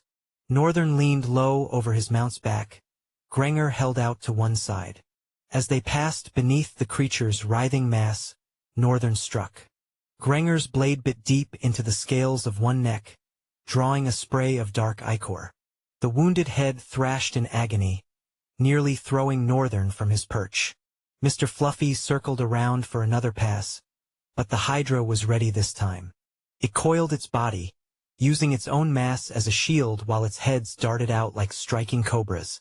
Northern and Mr. Fluffy were forced to retreat, narrowly avoiding the snapping jaws and lashing tails. Northern's mind raced, trying to formulate a strategy. The creature's size and multiple heads made it a formidable opponent, and they couldn't afford a prolonged battle with more monsters pouring through the rifts every minute. An idea struck him, born of desperation and audacity. "Mr. Fluffy," he shouted over the beast's head, "I need you to get me above it." The beast beneath him tensed, understanding the command. With a powerful thrust of his legs, Mr. Fluffy launched himself skyward. They soared over the Hydra's thrashing heads, and at the apex of their jump, Northern leapt. Time seemed to slow as he plummeted towards the monster's back. Northern poured every ounce of his remaining energy into velocity dash, pushing his body to its absolute limit. Granger became a whirlwind of death in his hands, striking with impossible speed. By the time Northern's feet touched the ground, the Hydra's body was crisscrossed with dozens of deep gashes. For a moment, the great beast stood motionless, as if in shock. Then, with an earth-shaking groan, it collapsed. Northern stumbled, his vision blurring from exhaustion. Mr. Fluffy was instantly at his side, allowing the young warrior to lean against him for support. But there was no time to rest. More creatures were converging on their position, drawn by the fall of the Hydra. "There's no time to be tired," he muttered and snapped his fingers. A clone appeared next to him immediately. The clone was cloaked by a black aura that flowed around him almost like black flames. Only it was vague and like the air. Northern touched the clone and it disappeared. The black aura formed around his own body. His eyes radiated with renewed strength and essence. Northern switched Granger to his other hand, folded and unfolded the hand he was initially using. After the joints felt a bit free, he returned Granger to his right and spun around in a swift blur, eyes darting around with calculating intensity. With a tense and hot breath, Northern exhaled and shot away like a green arrow. What followed was a cacophony of dead monstrosities left in the wake of his trails. The twin-bladed staff twisted and turned in his hand like a whirlpool in space, jutting out at every angle and catching the monsters unaware with vicious curved blades that bit into flesh and cleaved even the toughest of hides. Northern's vigor felt renewed as a surge of void essence filled his veins. His speed was immense, and at intervals he would even use Shuanpa, neglecting the concept of distance to reach a point and plunging his weapon into the monster before it caught wind of anything. The monsters continued to pour from above, while Northern felt the need to call upon his void summons or clones. He instantly decided against the idea. He wanted to relish this moment for as long as possible. This was a great opportunity to gain a lot of battle experience. No one was present here, so he didn't feel the need to hide any of his power. So Northern went all out. The sky instantly became black as Northern released the suppression on his void essence. Time and time again, Northern had subconsciously mastered a minimal release of his void essence to keep himself from being discovered. Void essence, while it may seem similar to soul essence, was vastly different. However, that difference couldn't be noticed when there's a minimal amount of void essence. Hence, the reason why Northern had always been tightening the output. And what he just did that allowed the entire atmosphere and even the sky to change in an instant was broaden the pathway of the output. A tremendous amount of void essence escaped his body in one go, which caused the true nature of void essence to reveal itself. Even he was stunned. Everywhere seemed like it was covered in a veil of darkness. Not a single trace of light could be seen penetrating. The sudden release of such an outrageous amount of his void essence had filled the atmosphere with uncommon darkness. The monsters scrambled about, their vision obstructed. However, Northern could see perfectly well. This is a perfect opportunity to end things. Northern gripped the middle of the staff tighter and refocused his eyes with determination. Northern wanted to take out the majority of the monsters before the darkness slowly faded. It was only an aftereffect of releasing that amount of void essence that even he had no idea would happen. He spun Granger over his head and swiftly landed it to the side. The air whipped against the ground, softly creeping backward as the curved blade hummed with dangerous energy. Chaos Art 2. Second Subform. Tempest Reaver. Chapter 392. Tempest Fury, Part 2. Northern channeled his essence into the twin-bladed staff and exploded with immense speed, the staff vibrating with intense power. He cut across several monsters with an immense surge of speed that made him almost unseeable, delivering a series of lightning-fast, horizontal and vertical slashes, each swing accompanied by bursts of void essence that rippled through the air. Northern continued to dash between different monsters, wreaking chaos amidst them and delivering them to the hands of death each time he advanced towards them. As his skill reached a crescendo, a massive shockwave broke into the air along with his movements, such that merely passing some of the monsters ripped them to shreds. He was an unstoppable force of death that the monsters didn't see coming, and he continued to crush all of them in the embrace of the darkness. He moved with the pattern of a snake sometimes, only that he was swift, faster, and accompanied by a shockwave of energy that threatened to rip even the air apart. However, the darkness was beginning to fade. Time was not on his side anymore, at least within the darkness. Noticing that much, he spun Granger and moved with an even more tremendous surge, as if he was being pushed by the waves of an enormous sea. His movement became beyond lightning fast, blinding. First subform, Cyclonic Strike. Northern swiftly spun the twin-bladed staff left and right, cleaving flesh on both sides while running through the line of monsters. At some points, it became so immense that his weapon looked like a spinning wind cutting through the monsters and severing their flesh in vicious arcs of gore. As Northern sensed the skill reaching a crescendo, he repeated the second subform. Again, he burst forward, his speed increased. Behind him was a trail of blue light, his eyes flaring with blue lines flowing like luminescent threads in the air. His face was paler than usual, his focus seemed aloof, and he was gently breathing through his mouth as he moved. He twirled the weapon around his body as he turned and shot forward with shockwaves that became so powerful that even the ground was being upheaved as he ran across it. The monsters stood no chance. And at the activation of the third subform, Whirling Tempest, Northern completely disappeared from plain sight. Nothing could be seen of him. However, the monsters started to burst here and there. Everything happened in slow motion and seemed instantaneous. Their cores flowed into the air in reckless abandon, and their limbs were ripped apart by the force of the wind alone. When Northern reappeared, he was covered in dark and green blood. His helmet exuded for blue lights. He resembled a horned demon, a nightmare of monsters. With steam billowing from his mouth, he turned around, twirling his double-bladed staff. Fourth subform. The ground and the air trembled as he spoke. But the darkness was slowly dissipating. The majority of the monsters were dead, and the ones that were alive were not far from the claws of death also. At least they could now see, albeit slightly. Edge. Northern's legs moved forward with a series of intricate footwork patterns. He was walking towards the monsters that were left, but all of a sudden, he was not walking anymore. Utilizing Chaos Step and Velocity Dash, he moved with blinding speed. As he maneuvered, he struck with Granger in precise, calculated thrusts and slashes, each movement flowing seamlessly into the next. He broke into several patterns that linked into each other and made him break out attacks from multiple angles, striking the monsters with powerful force, making them fly away like ragdolls every time Granger connected. The speed and precision of the attacks made it absolutely impossible for the monsters to defend or counter. Even an intelligent being would have found it very difficult to defend or counter. Additionally, each strike carried a fragment of the Black Lance effect. Every time Northern struck, the air exploded with enough force to shatter the monster's entire body. Some escaped the explosion and were just thrown away with a shattered limb, a hole in the belly, or a shattered head. But none of them escaped alive. And as the darkness slowly crept away to reveal the usual night, Northern stopped in his tracks and lowered his head. The Night Terror armor hummed with a silent but vicious blue and black aura. Northern's voice resonated with power as he called softly.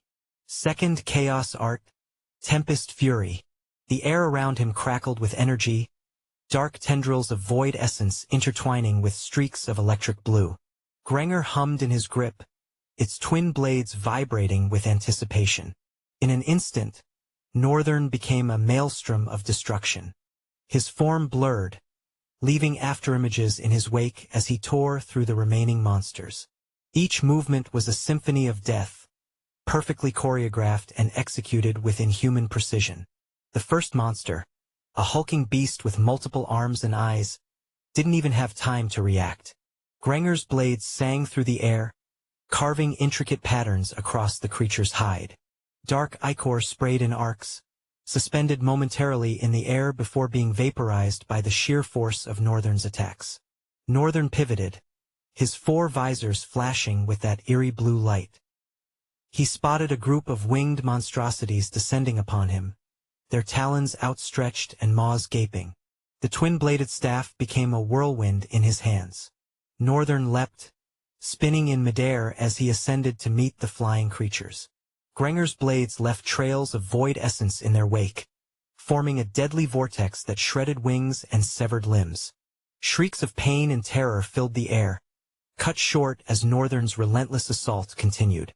As he landed, another massive serpentine creature, but with a single head, lunged at him, its fangs wide open to sever the bonds between Northern's limbs.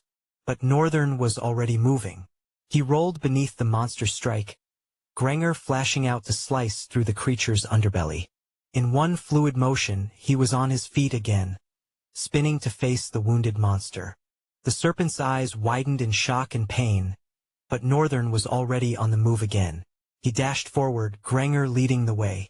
The staff's blades bit deep into the creature's flesh, each strike accompanied by bursts of chaotic energy that tore through muscle and bone.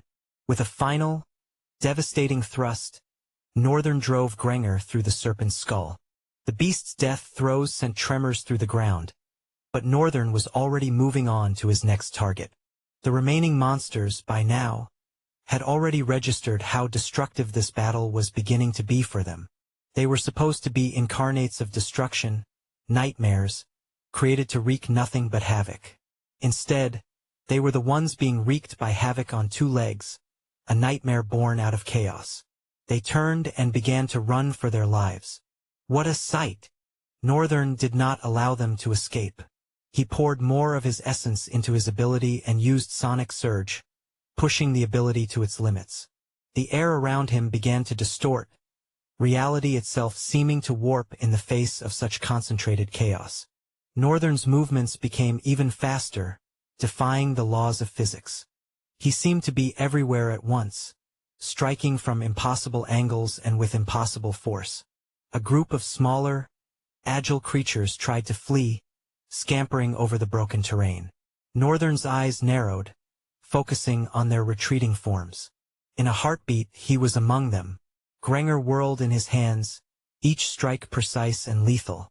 Limbs flew, bodies crumpled, and within seconds, the group was reduced to a pile of twitching corpses. As the last monster fell, Northern paused, his chest heaving with exertion. The battlefield had become a scene of utter carnage. Bodies of various shapes and sizes littered the ground, their blood staining the earth. The air was thick with the stench of death and the lingering traces of void essence. Chapter 393, Ryan Johnson. Zephyr concentrated on the rift for a minute. Even after so many monsters had poured out of it, many more were still fighting to come out. It was almost as if they were running away from something. Zephyr suddenly widened his eyes. No way. That can't be the case. His gaze stayed frozen on the rift for a couple of seconds. Then he turned to Helena, who was the closest person fighting around him. Hey! I think we need to go into the rift. Helena twisted her staff and dealt a final blow to the vicious 4-legged monster that stubbornly snapped its jaws at her face. She smashed its head and fangs into smithereens, her black rod crackling with dark lightning. She exhaled and gave Zephyr all of her attention. I know, but getting up there will be very difficult. Besides, we can't all go into the rift when there's a horde of monsters here. Zephyr shook his head quickly. You don't get it. I think there are fewer monsters in the rift than outside. Helena narrowed her eyes. What? But I also think there might be something incredibly strong in there. Strong enough for those monsters to be scared and want to leave at all costs. Helena looked up, a drop of sweat running down her temple. She lowered her head and looked at Zephyr. And what gave you that idea? Zephyr pointed to the sky. Can't you see? They're fighting to get out. Surely our flesh can't be so sweet that they would be ripping themselves through the rift gateway just to have it. He looked intensely at Helena. Moreover, the rift was an instantaneous shatter, just like when this disaster started. The record said that immediately after the rift shattered, monsters started pouring out as if they were running away from something. Helena stayed silent while thinking about what he said. She shook her head after a few beats and retorted, "You better be right. So who are the ones going up there, and how do we even get there? I don't know about any other people you have in mind. I'm going there with that monster." Helena looked at Night Terror, frowned, and looked at Zephyr. "You think I'm a fool? You're just playing things to have you and the monster placed against each other." She stopped abruptly, spun her rod, shifted one leg to the front, and swept her rod from below, cleaving a monster in an upward slash as it appeared in front of her. Black lightning danced around the rod as she spun it and settled downwards again. Zephyr continued, "I didn't say it has to be the two of us alone. I think that monster is the strongest. Whatever is in that rift is bound to be 10 times stronger than these monsters. We'll need the strongest to deal with it." Helena was silent. She stared into his determined eyes. She did not entirely buy his statements, but it was true that Night Terror was the strongest. Whoever would venture into the rift would be someone who could end things. She sighed, "I'll get the message across to the others." As she said that, she swung her rod and pierced forward, wrapped in black lightning. Zephyr watched her cut her way to a net before swinging his sword and cutting off a monster's head without even looking. He turned his eyes away from them and opened his other hand, materializing another katana. Then he dashed forward with his blazing red scarf. Annette was about to disengage the serpent and head towards Night Terror when she suddenly felt the entire ground tremble. Afar, a cloth of darkness obstructed them from seeing further. The thing about this darkness was that it was foreboding and emanated an outrageous amount of fear, such that she felt like her heart was about to drop. She was not the only one. There was a momentary pause on the battlefield. Even the monsters stumbled back in fear. She suddenly turned in a certain direction and shouted, "Ryan! We need to end this now and enter the rift." A pale-skinned boy fighting with ice shards for a dagger, his black hair dancing beneath the moon, suddenly stopped after cleaving the monster in front of him on its torso. He released both shards and turned away. Zephyr, from where he was, wondered what was happening. "I'm still trying to figure out a way to get us there. What is she saying?" Every other drifter that came with Gilbert and Annette began to withdraw from the monsters, which made Zephyr and his subordinates wonder what exactly was going on. All of a sudden, ice began to sweep across the landscape, consuming any and every monster in its path, freezing them into a cone. In a couple of beats, the entire battlefield had become an ice ground of peace, except for the rumbling of monsters above. Ryan crouched and touched the ground. As he did, ice stairs began to form out of nothing and prolong into the sky. They even grew pillars that stretched down to merge with the frozen ground and finally stopped a few meters away from the rift. Shade's mouth trembled.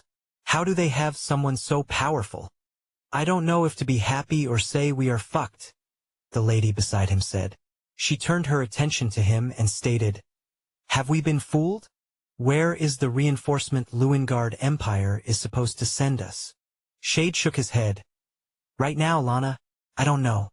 But with Zephyr going into the rift, you and I have to return home and update Afcon on what's going on." He took one last glance at Helena, glared and said in his mind, "You and I shall deal with each other when all of this is over." Annette began to call names. "Night Terror, Arlem, Vita, Ryu, and Mew Zephyr. All of us are going into the rift." She looked at Helena and nodded.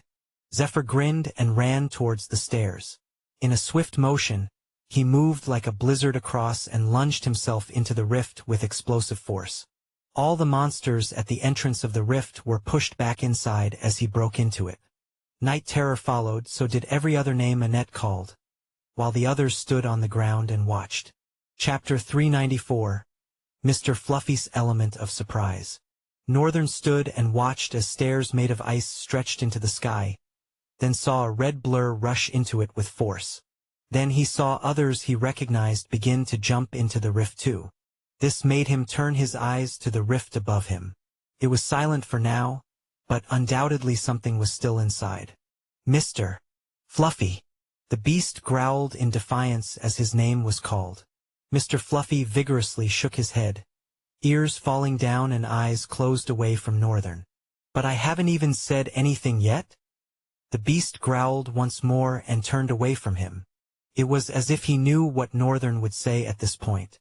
Okay, since you are being so stubborn, I won't ask you to stay if you find a way to enter the rift yourself. The beast's eyes popped wide open with ecstasy. Yes, I mean that. Northern looked around. There were high buildings, but he didn't think any were high enough to give the beast an edge to leap into the rift. However, as he finished talking, the monster growled and slowly, subtly but surely began to increase in size. Northern's mouth fell agape. What? Mr. Fluffy was twice his original size, enormous and almost colossal. Northern had to crane his neck seriously to get a good grasp of the monster's height. What the hell, Mr. Fluffy? If you can grow so big, why have you not been helping all this while? The beast grinned and galloped away, the ground shaking with every stomp of his feet. He leaped off the ground and landed on the roof of a particular building, thrashing what was left of the decrepit roof. But he managed to get a good standing for a powerful leap that propelled him far into the sky but left the entire building crashing in its wake. And just like that, Northern watched Mr. Fluffy fly into the rift. He stood there, momentarily stunned by Mr. Fluffy's unexpected transformation and departure. The ground still trembled from the beast's powerful leap, and dust billowed up from the collapsed building. Shaking his head in a mixture of amusement and exasperation, Northern turned his attention back to the rift looming above him. The tear in reality pulsed with an otherworldly energy, its edges flickering and writhing like living things. Northern could feel the pull of it, a subtle but insistent tugging at the very fabric of his being. Perhaps this was a particular feeling tied to the role of chaos in his soul. He took a deep breath, centering himself and focusing his mind on how to enter the rift. While using Shuanpa seemed like the easiest answer, it would fail. The farthest Shuanpa could take him was in front of the rift, and he would start falling right back.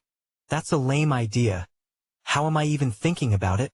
Gripping Grenger tightly, Northern began to channel his essence into the twin-bladed staff. The weapon hummed in response, its blades vibrating with barely contained power. Purple light began to dance along the edges, intertwining with tendrils of void essence that seemed to leach the very color from the air around them. Northern's eyes flared with the usual eerie blue light as he assessed his surroundings. The collapsed building Mr. Fluffy had used as a launching pad was out of the question. He needed a different approach. With a thought, Northern activated Velocity Dash. The world around him seemed to slow as his perception and reflexes heightened to superhuman levels. He darted forward, his feet barely touching the ground as he zigzagged between debris and fallen monsters. Spotting a partially intact structure nearby, Northern changed course. He ran up the side of the building, defying gravity with each step. As he neared the top, he could feel the pull of the rift growing stronger. Without hesitation, Northern launched himself off the edge of the roof. For a moment, he was suspended in midair, the ground dizzyingly far below. Then, with a burst of black flames from his feet, he propelled himself higher.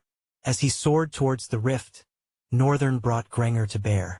The staff's blades cut through the air, leaving trails of chaotic energy in their wake. He could feel the resistance as he neared the rift, as if it was refusing him and he felt like he was pushing through an invisible barrier. With a final surge of power, Northern breached the rift. The world around him twisted and warped, colors bleeding into one another in impossible ways. For a heartbeat, he felt as if he was being pulled in every direction at once. A dark, oppressive realm stretched out before his eyes, where the sky should have been. Instead, a sickly yellowish hue intertwined with the darkness, casting an eerie pallor over the land.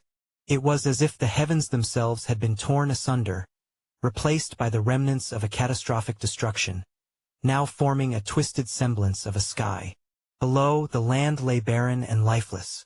Every surface seemed to be corroded, plagued by an insidious disease that had drained all vitality. The ground, cracked and desolate, bore the scattered remains of dried bones, stark reminders of the life that once existed, forming mountains and valleys. The air itself felt thick and oppressive, carrying the scent of death and desolation, as if the land was in perpetual mourning for what it had lost. Northern glanced around, trying to find Mr. Fluffy, but saw no glimpse of him. The next moment, however, he felt a massive tremor soar through the ground, accompanied heartbeats later by a deafening crash. Northern swiftly made a turn and shot towards the direction of the crash. His form blurred as he scaled up a particular mountain. He sprinted up the steep incline. As he climbed higher, a sense of unease began to creep over him. The air grew colder, and an ominous presence seemed to hang over the landscape. Pausing to catch his breath, Northern looked around, trying to make sense of the peculiar formations jutting out from the ground. His gaze traveled up the slope, and he froze, his eyes widening in disbelief.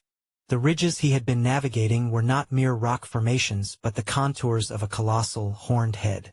The realization hit him like a physical blow. He was running on the immense skull of a fallen monster, its ancient, bleached bones now part of the barren landscape. The massive horns, curling grotesquely towards the sky, confirmed the horrifying truth.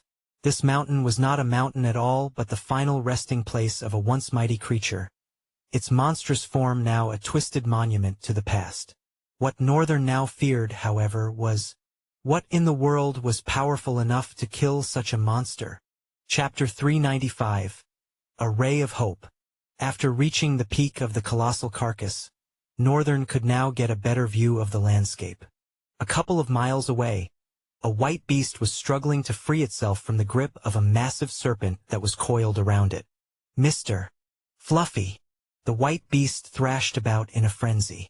Mr. Fluffy found it very difficult to release himself from the serpent's curling grip, which was surprising given its immense size. This, however, hinted at only one thing: the serpent was strong. Northern had faced one like it before and had to enlist Mr. Fluffy's help in defeating it. Using Chaos Eyes, he could tell that this one was even stronger. He breathed steadily and spun Grenger. Then he leaped into the air. Upon reaching midair, he released a blast of black flames from his entire body, propelling himself further. He loomed above both creatures and gripped the twin-bladed staff tightly as he descended. He twisted and dove down with a curved edge of the blade, gliding down. Midway, he applied Velocity Dash with an outburst of black flame to instantly increase his speed and power. Grenger plunged into the serpent as Northern landed, creating a web of cracks in the ground.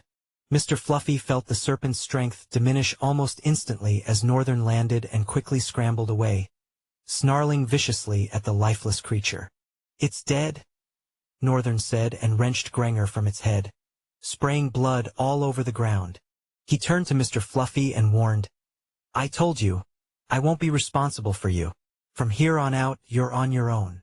The beast's wolfish ears lowered, and so did his gaze. He released a low growl and reduced his size. Northern sighed and looked away, inspecting the rest of the terrain. The land was barren, but here and there, several carcasses like that one jutted out of the ground. Northern focused more on his danger sense, which wasn't picking up anything. He wasn't quite sure about the idea of just walking forward without a certain destination. So he just waited a few minutes where he was, switching his view to the other side of reality. Several ligatures flowed out of everything. The expanse lost its color in his eyes, and everything became black and white, except the sky. "This has never happened before." Northern switched back to reality view, and everything regained its color. He raised his head to the sky and grimaced. "Lately, I've been feeling a need to get a flight skill. Why does it seem like I always need to fly?" Then an idea formed in his mind. Immediately, Northern dove into the limitless void, leaving his physical body standing like a statue. The void had the capability to store the soul of every creature he had killed, and thanks to his cloning ability, he could give them a vessel to temporarily wear. "I killed a couple of flying creatures. I can just use them to fly instead of wasting my goddamn essence." Of course, it required essence to maintain those creatures, and even twice as much, considering that he was technically retaining a clone and a soul summon at the same time. However, I need to check something first. Summon profile. Name, Northern Longguard. True name, nameless, superscript 3. Attributes: formless, child of void, Limitless void. Vestige of chaos and void. Chaos eyes. Chaos thread. Flames of chaos. Soul rank. Nomad. Void summons. 6/100. Talent fragments. 2346/3000. Copied talents. 1/3. Own talents. 3. Attribute abilities. Active/passive. August 11th. Owned items. Mortal Blade. Eternal Twilight. Silver Sword. Death Glare, and 10 others. I suspected as much. Northern had feared that his fragments would have piled up a lot while killing those creatures. He didn't want to get a sudden notification of soul evolution like last time, considering he had not used up his copied talent slots. So he planned to spend at least a couple on evolving his talent instead. The clone talent particularly. Evolve cloning talent. Are you sure you want to use 600 talent fragments to evolve talent advanced cloning? Yes. There are 2 evolution pathways. The path of many. Advanced cloning prioritizes many over one. Upon further evolution, the number of clones will keep increasing, but their sheer power will keep reducing. The path of one. Advanced cloning prioritizes one over many. Upon further evolution, the number of clones will be restricted to only one. However, sheer power will be built upon that clone alone. A small smile played on his lips as those words appeared on 2 different panels. Before now, Northern felt like he made a bad decision, but now that he looked at it again, he didn't think he did. There was no way he would have known that he would need an ability to save souls. I will choose quality over quantity any time. He exhaled. But let's see what this has to offer. Northern selected the pathway of his choice, and immediately both panels disappeared. You have chosen the path of many. Wait! Northern hurriedly tried to stop the process, but he wasn't listened to. Evolving advanced cloning. Congratulations! Advanced cloning A has evolved to duplicate S. Talent ability self-clone has evolved to multiple clone. Talent ability other clone has evolved to independent clone. Talent attribute all the same has evolved to identification. Talent true name has been lost in the process of evolution, as it holds no reason to the new purpose and essence of the evolved talent. Talent duplicate. Class S. Talent ability multiple clone. Independent clone. Attributes. Identification. There's a slight chance that a certain 1 in 1,000 clone could gain a sense of identity. When this clone gains a sense of identity, it can be used as a separate vessel for soul summons and would be able to evolve to a void summon later. Just like Night Terror. Northern observed the panel for a while, thinking. Afterward, he breathed and decided to let it go. I guess it wasn't a total loss then. After approving the evolution, Northern realized he needed to seek the path of quality over quantity because he needed more void summons. Hence, the reason he tried to stop it. But it was all futile. Now, he was stuck with how exactly he would create void summons. As far as he knows, he might not be able to even devolve the talent like it had happened before. So, thanks to his mistake, he really was stuck, however, this time with a ray of hope. And one can't really say how bright that single ray can shine. Chapter 396. Rich Kid. Northern exhaled and tried to console himself for his mistake, thinking about the good this particular skill had to offer. Multiple clone. You can instantly summon more than 2 clones. Independent clone. You can only summon 1 clone. However, you can designate this clone an ego of its own, making it act independently of your decisions and choices. This clone, however, can never disobey you. Northern frowned a bit at the second ability. Then his eyes widened. Good. Good. This is very good. How disappointed he felt a couple of seconds before now, completely disappeared because this was a silver lining. If I can make it independent, then I can make it take on a soul summon and act independently. Of course, this ability still had some flaws, like in the end, the clone is just a clone and not a soul summon like Night Terror. He didn't know yet if it was capable of evolving to a void summon. It could be. I won't know until I try it out. Northern shrugged and flashed a satisfied smile, then dismissed the panel. the next talent he had been anticipating evolving. Evolve talent, Windstride. Northern felt elated as he said the words. He didn't know how fast he was about to become. I guess I'm about to find out. But the thought of it alone made his expectations leap beyond bounds. Are you sure you want to use 600 talent fragments to evolve talent?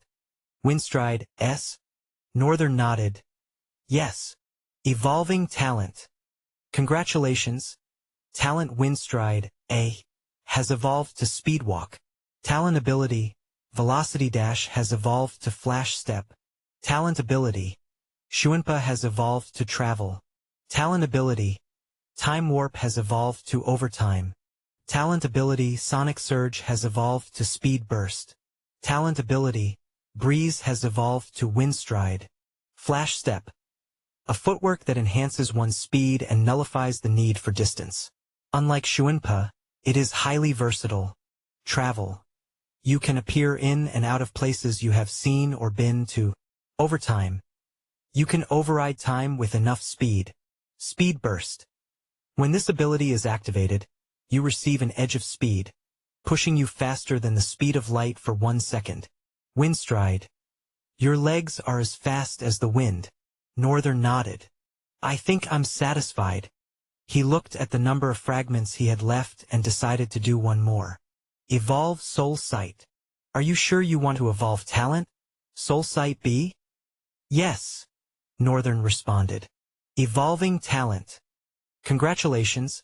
Talent, Soul Sight, B. has evolved to Eyes of Intent A.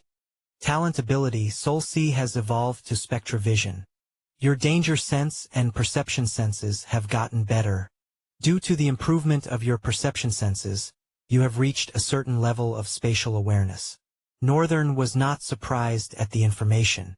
Spatial awareness was something he had been having since the days of All Eyes. Chaos Eyes is good, but I wonder if it killed the potential All Eyes has. I haven't really seen any progress since I started using it. Besides the fact that he has gotten very proficient with it. The damned eyes still cause a headache to use. However, he just had gotten used to that headache. Northern finally closed all the panels and looked at what he had left.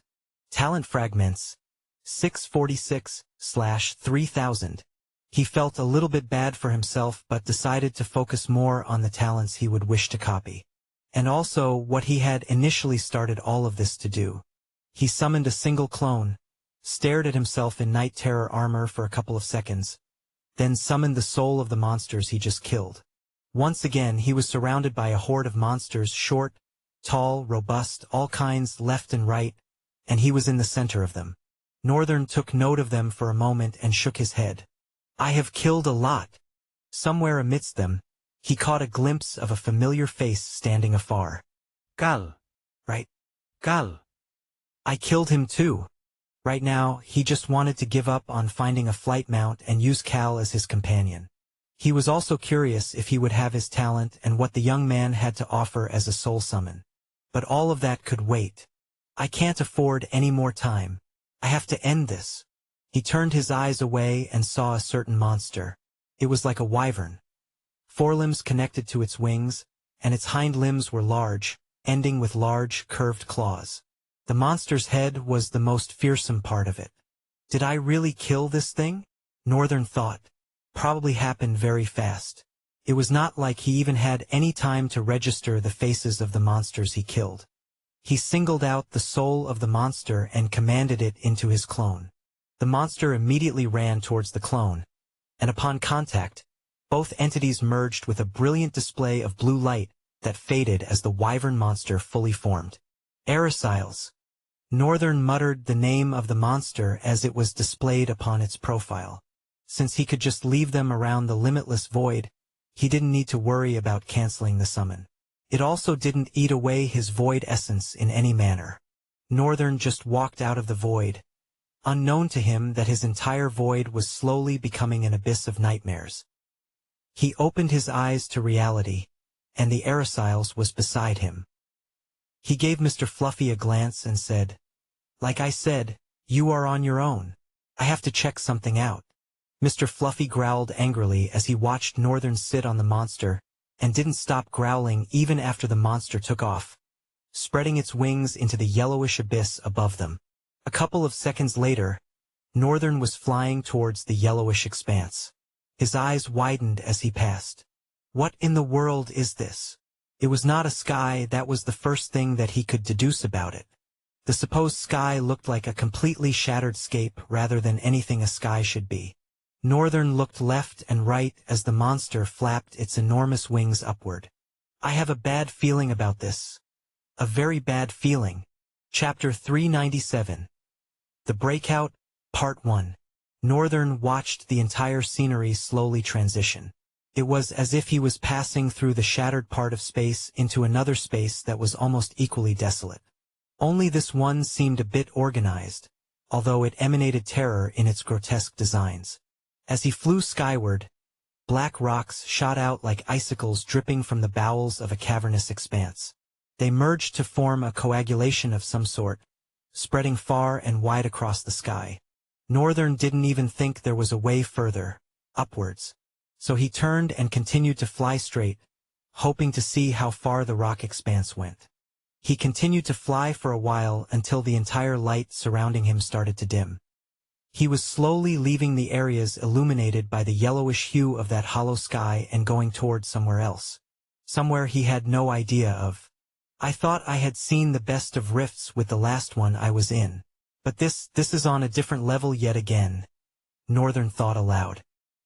He shook his head in dismay and felt his whole body shiver from the creeping fear of the unknown. Far in front, he began to make out something in the darkness. Massive pitch-black shackles stretched across the expanse, from the sky downward into the rocks above. The area that the shackles went into was the only place Northern had seen so far that was not filled with sharp-edged rocks.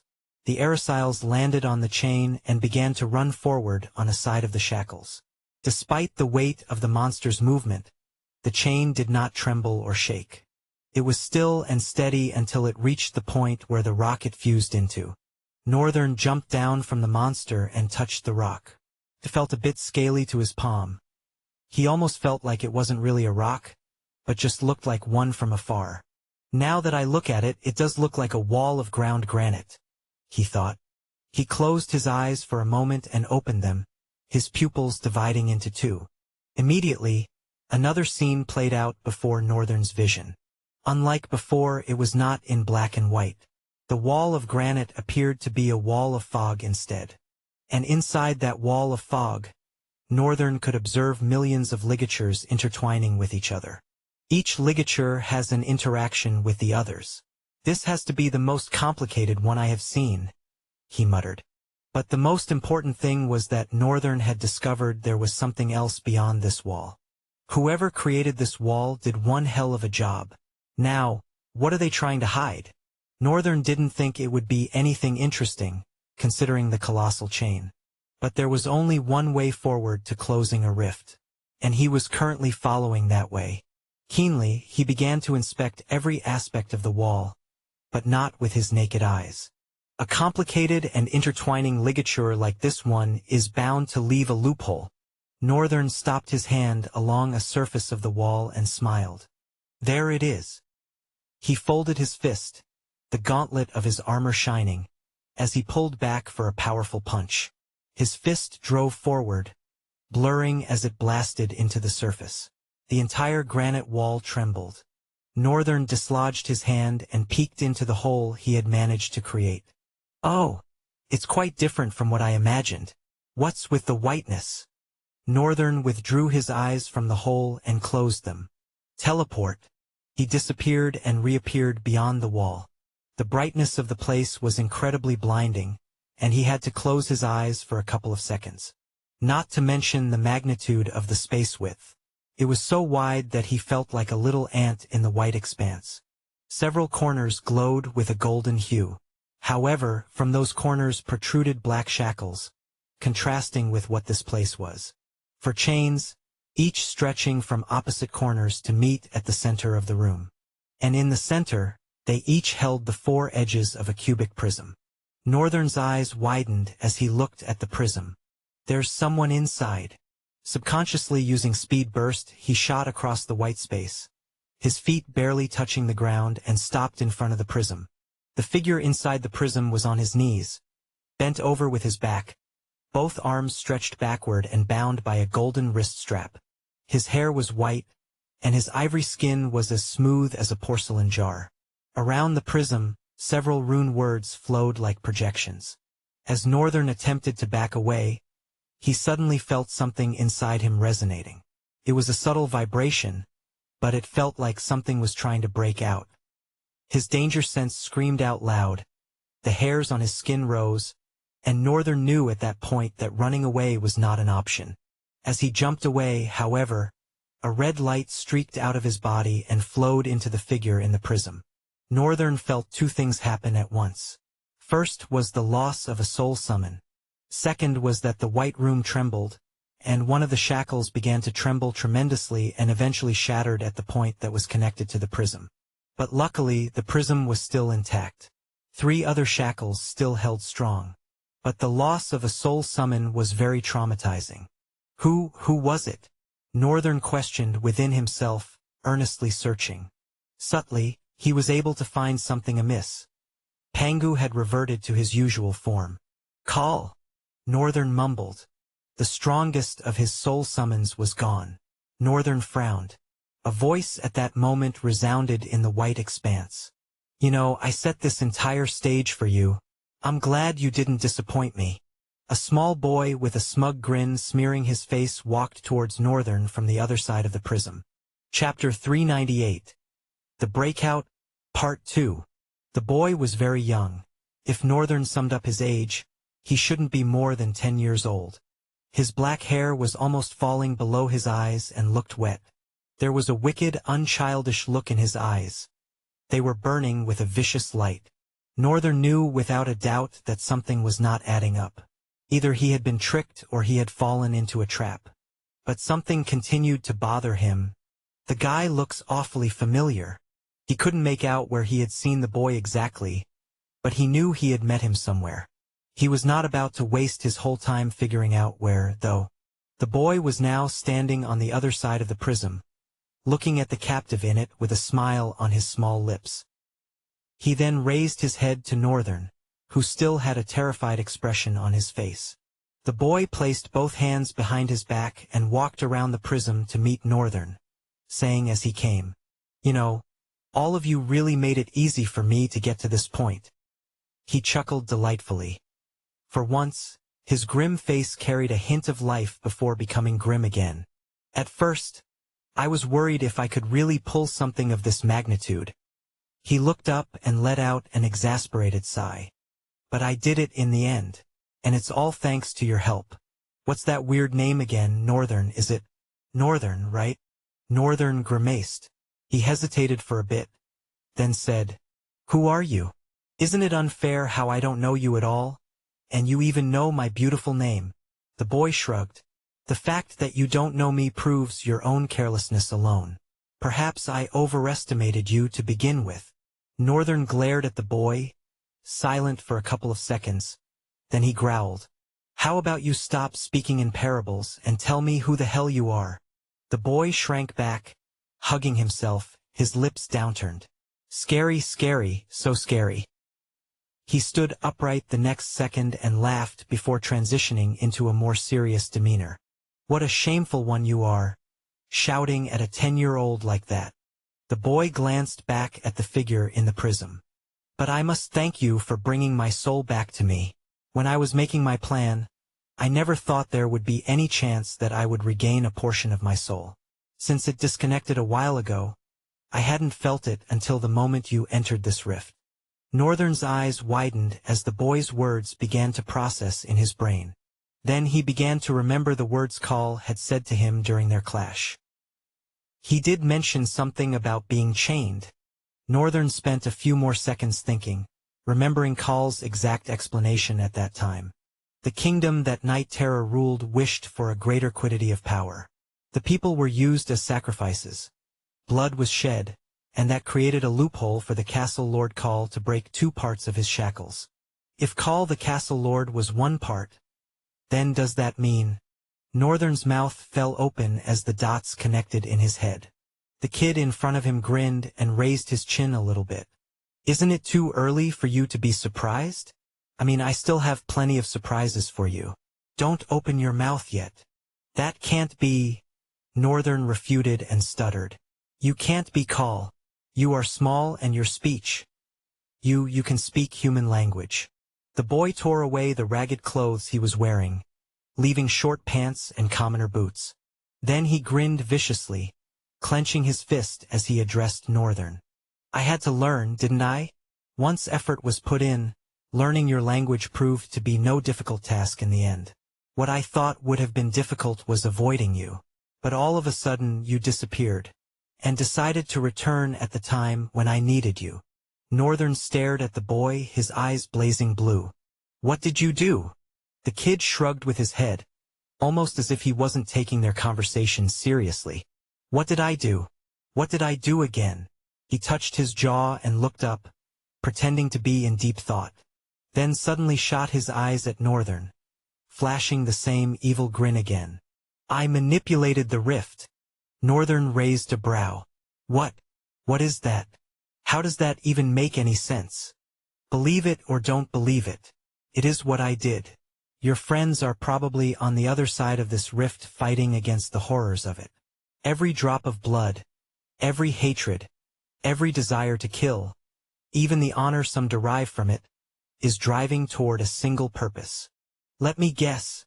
Freeing your master. The boy smiled sincerely. You do have an amazing memory. I like that. Along with myself, the father of chaos, the greatest tyrant that once lived shall return to reality. Northern ground his teeth silently before he began to talk.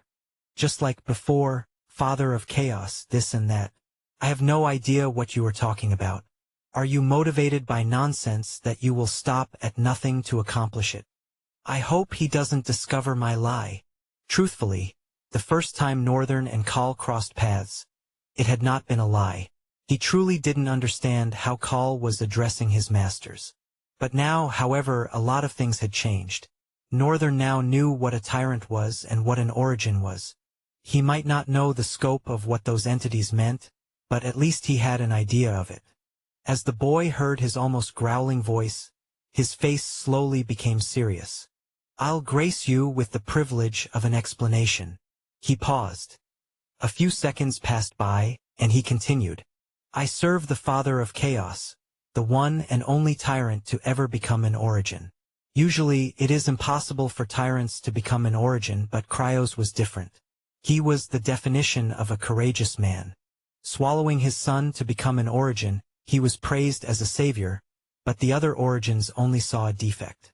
They were jealous of the power Cryos now wielded, and they sought to kill him.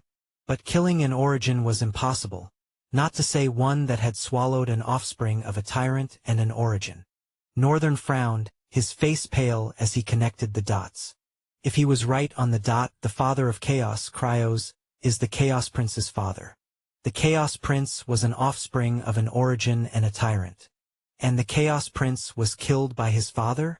To be exact, swallowed? At what point? Just how confusing could this get? Chapter 399. The Breakout, Part 3. Northern could have sworn he was already following the pathway, and was sure that the murals were the last journey of the Chaos Prince. Although he didn't quite see the end, he assumed that whatever end the Chaos Prince met was at that temple, escorted by those maidens. The reason for that assumption was because that was where the vestige of the Chaos Prince was found. Moreover, an entire statue of him was built in the place. I thought that was the last timeline. Was I wrong? The tower didn't exclusively record anything pertaining to the Chaos Prince's death. It just mentioned his magnificent deed of seeking out the Void. After the Chaos Prince merged with Void, his downfall started. Fagner had written that the Chaos Prince began to change. But nothing was there about his death and what led to it. Northern, having read the mural, thought that the Chaos Prince died after splitting the sun. He was killed by the sun god, or in this case whatever origin was attributed to the sun. But what Call was explaining to him now scattered all he knew and pointed in another direction. Moreover, Northern could understand the gravity of a tyrant becoming an origin. It's like a demon becoming an angel. That was the closest description he could find for it. But it wasn't exactly the same thing. These were concepts of beings that were worlds apart from each other. However, he used this explanation for his own easy understanding. Are you going to stand there and gawk all day? Only after the boy spoke did Northern jump out of his head. He stuttered. I'm just magnified at the scale of the awesomeness of this your master. Call frowned, ignoring Northern's sweet compliment, as if he knew exactly what Northern was trying to do. He continued without batting an eye. Since it was impossible to kill Cryos, he was sealed. Sealed between a certain line of reality, that certain, dismissible point where bloodshed transitions into madness. He clenched his fist, his tone dripping with anger. Those clever bastards. They thought it would be impossible to unseal him as far as he was sealed within his own jurisdiction. Northern was silent at first, then couldn't hold the words anymore. How exactly do you plan to free someone that is sealed within the line between bloodshed and madness? If I didn't have chaos eyes, I would probably question the possibility of such an act. Northern had seen too much to doubt the words that this kid call was saying. How else? I tried and tried, endlessly weaving wars at a particular place. In order to find the particular line that he was sealed in, I had to use only a couple of places, watch the war grow and continue in that place. Eventually, the people began to go into madness, slowly drifting. I was almost there. Until that bastard Sura, dog of the origins, found me. I was captured and imprisoned here, however. Some humans suddenly tampered with the rift, for rifts at a time, giving me enough cover to slip through these chains. I began to start again. Only that this time it was much faster with 4 rifts at my disposal. He smiled in satisfaction and focused on Northern. You managed to close just one, but even the deed there was done. I continued with the other 3, and you humans just made it so easy for me to do. Right now, those monsters are ravaged. They are driven by nothing else but pure madness. It'll only take a while. The line will open soon. Northern gulped. After all the kid had said, he couldn't even find the words. He mentioned Sura, they must all be interconnected. It sounds like he had done a very delicate and meticulous job planning and getting to this point. And all of us humans were just being used as his pawns. Something else occurred to him. He said someone tampered with the rift. I didn't want to think that 4 rifts appearing simultaneously just happened to be a coincidence. If indeed the rifts were tampered with, then I believe the person that tampered with it was none other than Ruffsberg himself. And the Lewingard Empire has something to do with it. He ground his teeth furiously. Seriously, what is really going on here? These series of events only made his anger for Ruffsberg burn fiercer. That crappy thing for a human. Kid Call continued. I have done you a duly good explaining things to you. Now, how about we end things here so I can be there to escort my master back to the world? Northern stayed silent after Call spoke. Then, after a couple of beats, he washed his hand over his face and said, I'm very sorry, Call. I think what you are trying to do is a noble thing. Nothing concerns me with your master. If anything, I really do hope that you actually rescue your master. Even though I don't really follow the part where he swallowed his own son. But hey, who am I to judge anyone? Even I have done bad things to the government at a time, and I got served my punishment. However, the sad thing about all of this is the part where it involves some certain people. Not all of these people do I even care about. But there are some of them whom I feel genuinely care about me, and I don't have a lot of friends like that. So, he paused and looked at Kid Call seriously. I'm very sorry, Call, but it seems I will have to stop you. I can't lose my people. No hard feelings, all right? The boy frowned first, his eyes went out of focus. Then he said with a little grunt, if you want to stop me, then go ahead and do it. Why the hell are you giving me your human friendship speech about it? Northern shrugged and smiled widely, closing his eyes. I just wanted to make sure there's no hard feelings. I might not have been able to take you on alone before, but I tell you, things have changed 1,000 times since that time. Chapter 400, Kid Call. Silence ensued between them. Neither said a word for the next few minutes. They just glared at each other. Then the boy moved. He sprinted towards Northern, leaning forward with his hands behind his back. As he entered Northern's space, he dropped into a low stance and swiped a sweeping kick, hoping to make Northern fall or at least stumble. But Northern was gone. The boy frowned and quickly sprang up, twisting his body midair to locate the white-haired boy. When he spotted Northern, it was already too late. Northern's fist was inches away from his face. It connected with the force of a battering ram, sending him flying. His body rolled through the air like a rag doll, slammed against the white wall, and slumped down lifelessly. The boy quickly stood up, but Northern was faster. His kick smashed the boy's face to the side, sending him tumbling on the floor. "I told you, didn't I? Things would be different." Before the boy could even blink, Northern appeared again and kicked him in the stomach, sending him into the air. He grabbed the boy's hair and tossed him to the other side. The boy flew helplessly and crashed into the prism. Brrrzzzzzt. The crash caused the prism to shiver with electricity and repelled him immediately. The boy's head slammed against the metallic chain, spinning mid-air before he fell to the ground. Northern did not pity him. To any other person, he might have appeared to be bullying a 10-year-old. But to him, he was stopping a disaster. He walked towards the boy. Kid Call slowly and painstakingly pushed himself to his knees. He was drooling thick crimson spit, his forehead covered in gore, blurring his vision. He had several internal injuries, and one limb was broken. Northern's punches and kicks felt like metal boulders crushing into his body. Each time his fist connected, his entire frame electrified from the intense shock. I didn't know facing him would be this hard. Northern stopped in front of the boy and looked down. "Call, why don't we make a deal?" The kid looked up at Northern's face. With his forehead painted red from blood, he looked like less of a kid and more of a warrior. The kid smiled viciously before responding. "Fine, speak your deal." Northern nodded and said, "Let me leave this place with my guys. Then you can do all this. I won't interfere in any way because it's none of my business." Silence descended for a few beats. Then the kid burst into serious laughter. He coughed and spilled blood, then stifled his laughter slowly before looking at Northern. His face contorted with seriousness. "You must be insane. I am this close to achieving my dream, and you are asking me to give it all up because of the fear of death. You'll be saving my own skin?